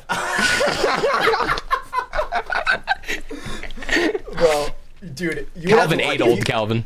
If you. Continue, Ash. Why is this so bad? I'm sorry. If what were we talking about? We're talking about liquids that you can drink, Liquids, alcohol. liquids, It's a lot of carbs. Yeah. Like if you're like, oh man, I'm just gonna drink so much beer to gain weight, dude. You gotta lift hit like the crazy. weights, bro. Oh my god. Yeah, because you'll just get that like stout belly where it's the just negative like outweighs the positive in so many different ways. It's insane. I've been also, lifting it with Zach a dehydrates ton. It's you. Crazy. Yeah. Oh Damn, yeah, that's fucking dude. sick. He's a fire lifting partner. Nice. Motivates you in the right ways. Yeah, Like, accountability, I'm buddy. huge on lifting. I love lifting. Like if you look at my Instagram and stuff, like all over it is just like half of it's like me lifting, dude. I love it. Nice. Just yeah. make sure to always ego lift more than you think you can. You know, And make once sure you feel like something's fuck gonna snap, form. just push it. Yeah, exactly. no, form does not matter at all. You just got to push through it. Exactly. Take more creatine and more pre-workout, and you'll be fine. Yeah. You can do any weight you want. Like per day, I'm like on like 40 grams creatine. You know what I mean? Like Nice, probably yeah. I would say 7 energy drinks, like 3 before the gym, 3 afterwards, and then 1 before I go to sleep. What's your energy drink of choice? Let's see. Well, I think the morning one's got to be a Celsius, right? After that, the two before the That sounds two before the horrible. gym's got to be C4. Then you get home from that. We're That's gonna fair. do one rain and then Ghost Energy. The Sour Patch Ghost Energy. Yeah, and then the rest will be some ghosts. Hey, Yeah. hey, don't shit on my Ghost Energy, bro. I will gladly take a sponsorship from them. They are the only energy drink I drink at this point. The So- cherry limeade, the sour pink lemon, and the it's the 7-Eleven flavor. It's the Phase Pop. Some of my favorite energy drinks right now. They're just the best. So funny enough, I actually don't drink energy drinks. Yeah, I had to cut them out, bro. I was Yeah. having so many. So what I do before the gym is I do salt, honey, and I'll eat like an apple, some type of fruit. Yeah, nice, like, natural stuff, a little bit of sugar, a little bit of carbs, and then some of that electrolytes to kind of get you through. Exactly, yeah. And that's actually one of the reasons why I like Ghost, and I've gone to Ghost, because they only have 200 milligrams of caffeine, whereas Yeah. like Reigns, Bangs, you're getting 300 in there. And like, look, I drink a lot of coffee, I drink a lot of caffeine. There's times I'm like, fuck, I'm fucking wired. Like, just sitting there like, Jesus Christ, I had a full bang, I Yeah. feel crazy. So like as a kid and stuff, I already have so much energy that like I've noticed too. Whenever I drink energy drinks, like I really don't. If anything, I get tired from drinking them. Brody, it's called ADHD. It's the same Yeah. thing to Yeah. me. It's because caffeine settles your system. It focuses you, just like, So, that's like- what stimulants do to an ADHD brain. Exactly. So like if I'm gonna do like a high like, or if I want to get like you know what I mean, some type of like pre-workout in and all that stuff, I'd want it to be like the ones that have like high stim in it. You know what I mean, something that like makes me like itch or something. Because I'd rather, Yeah, get that I don't NO, really feel the that energy, I nitrous feel the oxide. itch, though. Yeah, yeah. Yeah. I can't. I don't know. I don't like feeling that. It's like I know as soon as I start the workout, I'll be up. I'll be awake. Like I just got to get past I got to push through the first 5 or 10 minutes, and then Dude, we got to get you some gorilla mode, Brandon. Look, and, Yes, and it's I in my will cart. get you the It other is. product It is. on. Wait. No. Is it? We're not going to say which because we're not going to spoil the surprise. Not that one. Not that one. God The other one. damn it. The other one's in my cart because the other one's back ordered. It is? Okay. Yeah. I'm not gonna lie, that is like a gift I want to get you and Hatch at one point in time, and just let that go. That would be fucking hilarious. It's called Lock and Load. Audience, you can look into it. I'm not gonna say anymore. Have fun. fucking hilarious. They're It's just. the best stack in existence. Oh my god. We really should. Yeah. Can you imagine? Please, and us don't tell coming back? anyone. Don't tell the people who are gonna see the experience of what happens from it. That'll be the best trick. Just yeah. If you catch my drift. Well, for sure. I am gonna bring this show to a close. We did just lose our guest, and Hatch has actually had to step away to do a phone call. He's had some stuff going on in the background, so we are gonna get out of here. Thanks, Hatch actually kind of did a special thing tonight to make this work. So we appreciate him stopping by. He's dedicated. You can never say that, right, Brandon? You can never say he's not dedicated to the cause. Absolutely is. At all cost. Well, yeah, we're just gonna wrap up here, Hatch. I just saw you were on the phone, and I think Brody is checking so his dad doesn't get mad at him. But we're gonna wrap this up here. And yeah, so one thing we always do on the show. You guys are ready for this? We need a cool guy of the week. Brandon, do you have your cool guy of the week ready? I do. Let's fucking go. It is a long video. It's not the whole thing. No, just kidding. Who said that? Ryan, it Come on, does. Brody, what It the starts hell? at No, I'm 20 just kidding. seconds. It starts at 20. 20 starts seconds. at 20 seconds. All 20 right. seconds. So that's for you, This Ryan. chat. But I hate how it's like I have to copy and paste that shit. hey, I didn't know You can that. still use the FTS chat. Like that's fine. We don't have to. Nah, I like this one. This fucking guy. So it's quick explanation. It's where are they at? Whatever. It's Oh, I've seen this. Yeah. And then there's a Karen in the front row. Yep. Right. They're performing Waterworld at like an amusement park, right? I think this is for like Mad Max. This is like a Mad Max. Is I've been it to the Mad show. Max? Yeah, at Yeah. the Universal Yeah. parks they'll have. There you go, Universal. The Mad yeah. Max Adventure Show or something like that. Yeah, and they have it posted like first 3 rows or first 5 rows. Splash Zone. Splash Zone, and they have it color coordinated, and worker doing his job, just wetting everyone, and this Karen cunt is just like, don't get me wet, and he like is kind of splashing, and he's yelling. he's like this, he's like, hey, you didn't move up, move. Question, Braden. Answer. Was this sent to you by your lovely ex-girlfriend? No, you think that because the it's one Spanish, I know. found was the English cut, and you just sent us the Spanish cut. So that's that is why- such a funny detail. That's So why I was I- checking That is out. actually such a funny No, detail. so I had the English cut with the guy commentating over it, but I just figured like the raw one would be better, you know. But yeah, and then these comments he say? wets her as he's walking away. Then she stands up, wets him, and he comes back with like a super soaker, just wets that bitch. Yeah. And hey, he's giving her a heads up because I've been to that show. Those front seats, they get soaked. So it's kind of it's better that he kind of gave it to her first to kind of be like, hey, you don't want to be sitting where you're sitting. Yeah. So you know what? Yeah, I stand by that. Cool guy of the week, man working at Universal. Yeah. I am praying that a situation like that unfolds around me. I am praying because at that point I'll start joining in as a bystander. Get it? Like catching it and like throwing it back. You can tell she's good at taking it from the back. I'll be in the top row and I'll just splash her. Pause, context, Bro, context. pause on that. My bad. No, you're good, Hatch. I meant to say it way more G. Nah, It's all stamp good. of approval. We love that. Perfect. Now that it is time for your turn, Hatch. What is our code word of the week? Right, so what we were talking about earlier, right, is the difference between cocky and confident, right? So stay confident, boys. Stay confident. That's the key to unlocking your next level up when it comes to playing, right? As long as you're confident, you know that your boys are the 5 that are gonna win that point. That confidence is key for sure. Yeah, I mean, it's funny. I remember you talking like back when you used to play Val a lot. You're like, look, you just have to have confidence because if you think you've lost that gunfight, you've already lost that gunfight. Dude, cause I'll be like this. This motherfucker's like trying to like jiggle, and I'm like this. I'm like, whoop, Just power turn peak, around, bro. fucking drop shot, one shot, and then it's just like confidence, bro. Doing Just have confidence, 360s. You can win. Well, no. Confidence is everything, boys. Exactly. All right. So I've got my couple reminders I got to remind all our podcast audience about. Appreciate you guys for stopping on by. If this is your first show with us because you're joining for Brody, thank you very much. We appreciate that. Just make sure you drop a rating on the show, whether you're on YouTube, Apple Podcasts, Spotify. You can drop a 5 stars on the 2 podcast platforms or just a like on YouTube. That definitely helps out. You could also subscribe on all 3 of those platforms. It's just going to give you a notification when the next podcast is live and ready to go. You'll be one of the first to see it. But if you want to be the first, you got to head over to the Patreon, patreon.com/Mafia_Moffitt. That's where the second the show is edited and ready to go, it gets posted over there.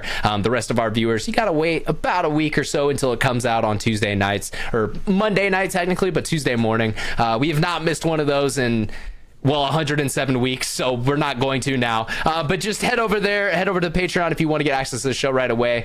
We also we drop some extra bonus goodies and specials over there as well. It's an ad-free version of the show, so just definitely the best and premium way to watch the show is over on the Patreon. You also get to hang out with a whole bunch of cool guys: Mike Ryan, Machine Gun Mike, Lastro Lopez. We got some awesome supporters in the Patreon. We also have the merch website. I know I talked about it earlier with getting some kind of new options on there. I am wearing one of ours, the Stabber Don't Get Stabbed shirt today. It's it's the logo on the back. It's the thing that's on Hatch's screen every single week. But yeah, it's XXV the label. Link is down in the description. You can click over to where our kind of section is on the site. We've got 3 options up there right now. We're going to be adding more hopefully soon here in the future. And then last but not least, our 3 sponsors. As we just mentioned recently, Liquid IV. We love them. Thank you for their support on the show. Head over to liquidiv.com. Use promo code Mafia_Moffitt to get 20% off and free shipping. NECTR Energy is the next one. NECTR.energy. Head over there. Check out all their options, all their flavors, and all the goodness that they'll have available for you. NECTR.energy. NECTR.energy. Code is Mafia Production, all one word. Buy 2, get 1 free at checkout. And then last but not least, Welts Clothing. Shout out to them boys. They keep us looking good, and they keep a lot of people in paintball looking good. Check out limited edition apparel every first Wednesday of the month. Welts Wednesday is what they call it over there. On Wednesdays, we wear welts. Code over there, FTS at checkout. Gonna save you a little bit of money at checkout. Yeah, that's what I said. All right, I've been talking for 2.5 hours. I need to fucking end. All right, boys. Well, Brody Lewis, thank you so much for coming on, brother. We appreciate you. Before we jump out of here, I want to give you a chance. Is there anywhere people can maybe check out what's going on with your career, kind of as you're moving through? If people want to follow you on Instagram, how do we find that? Yeah, definitely. So my Instagram. He clicked out. he doesn't know his Instagram off the top of his head. All right, it'll come back in a second here. All right, so Instagram is not Brody _Lewis 07. I post on there. On my And Hey, definitely follow me back, or you're gay. I will say you definitely messed up your own sponsor plug there by not knowing your name, but not Brody _ Lewis, and he just left the call. So you know what? This Thank guy, you, dude. Brody. Oh, We right. appreciate you, dog. But yeah, not Brody _ Lewis.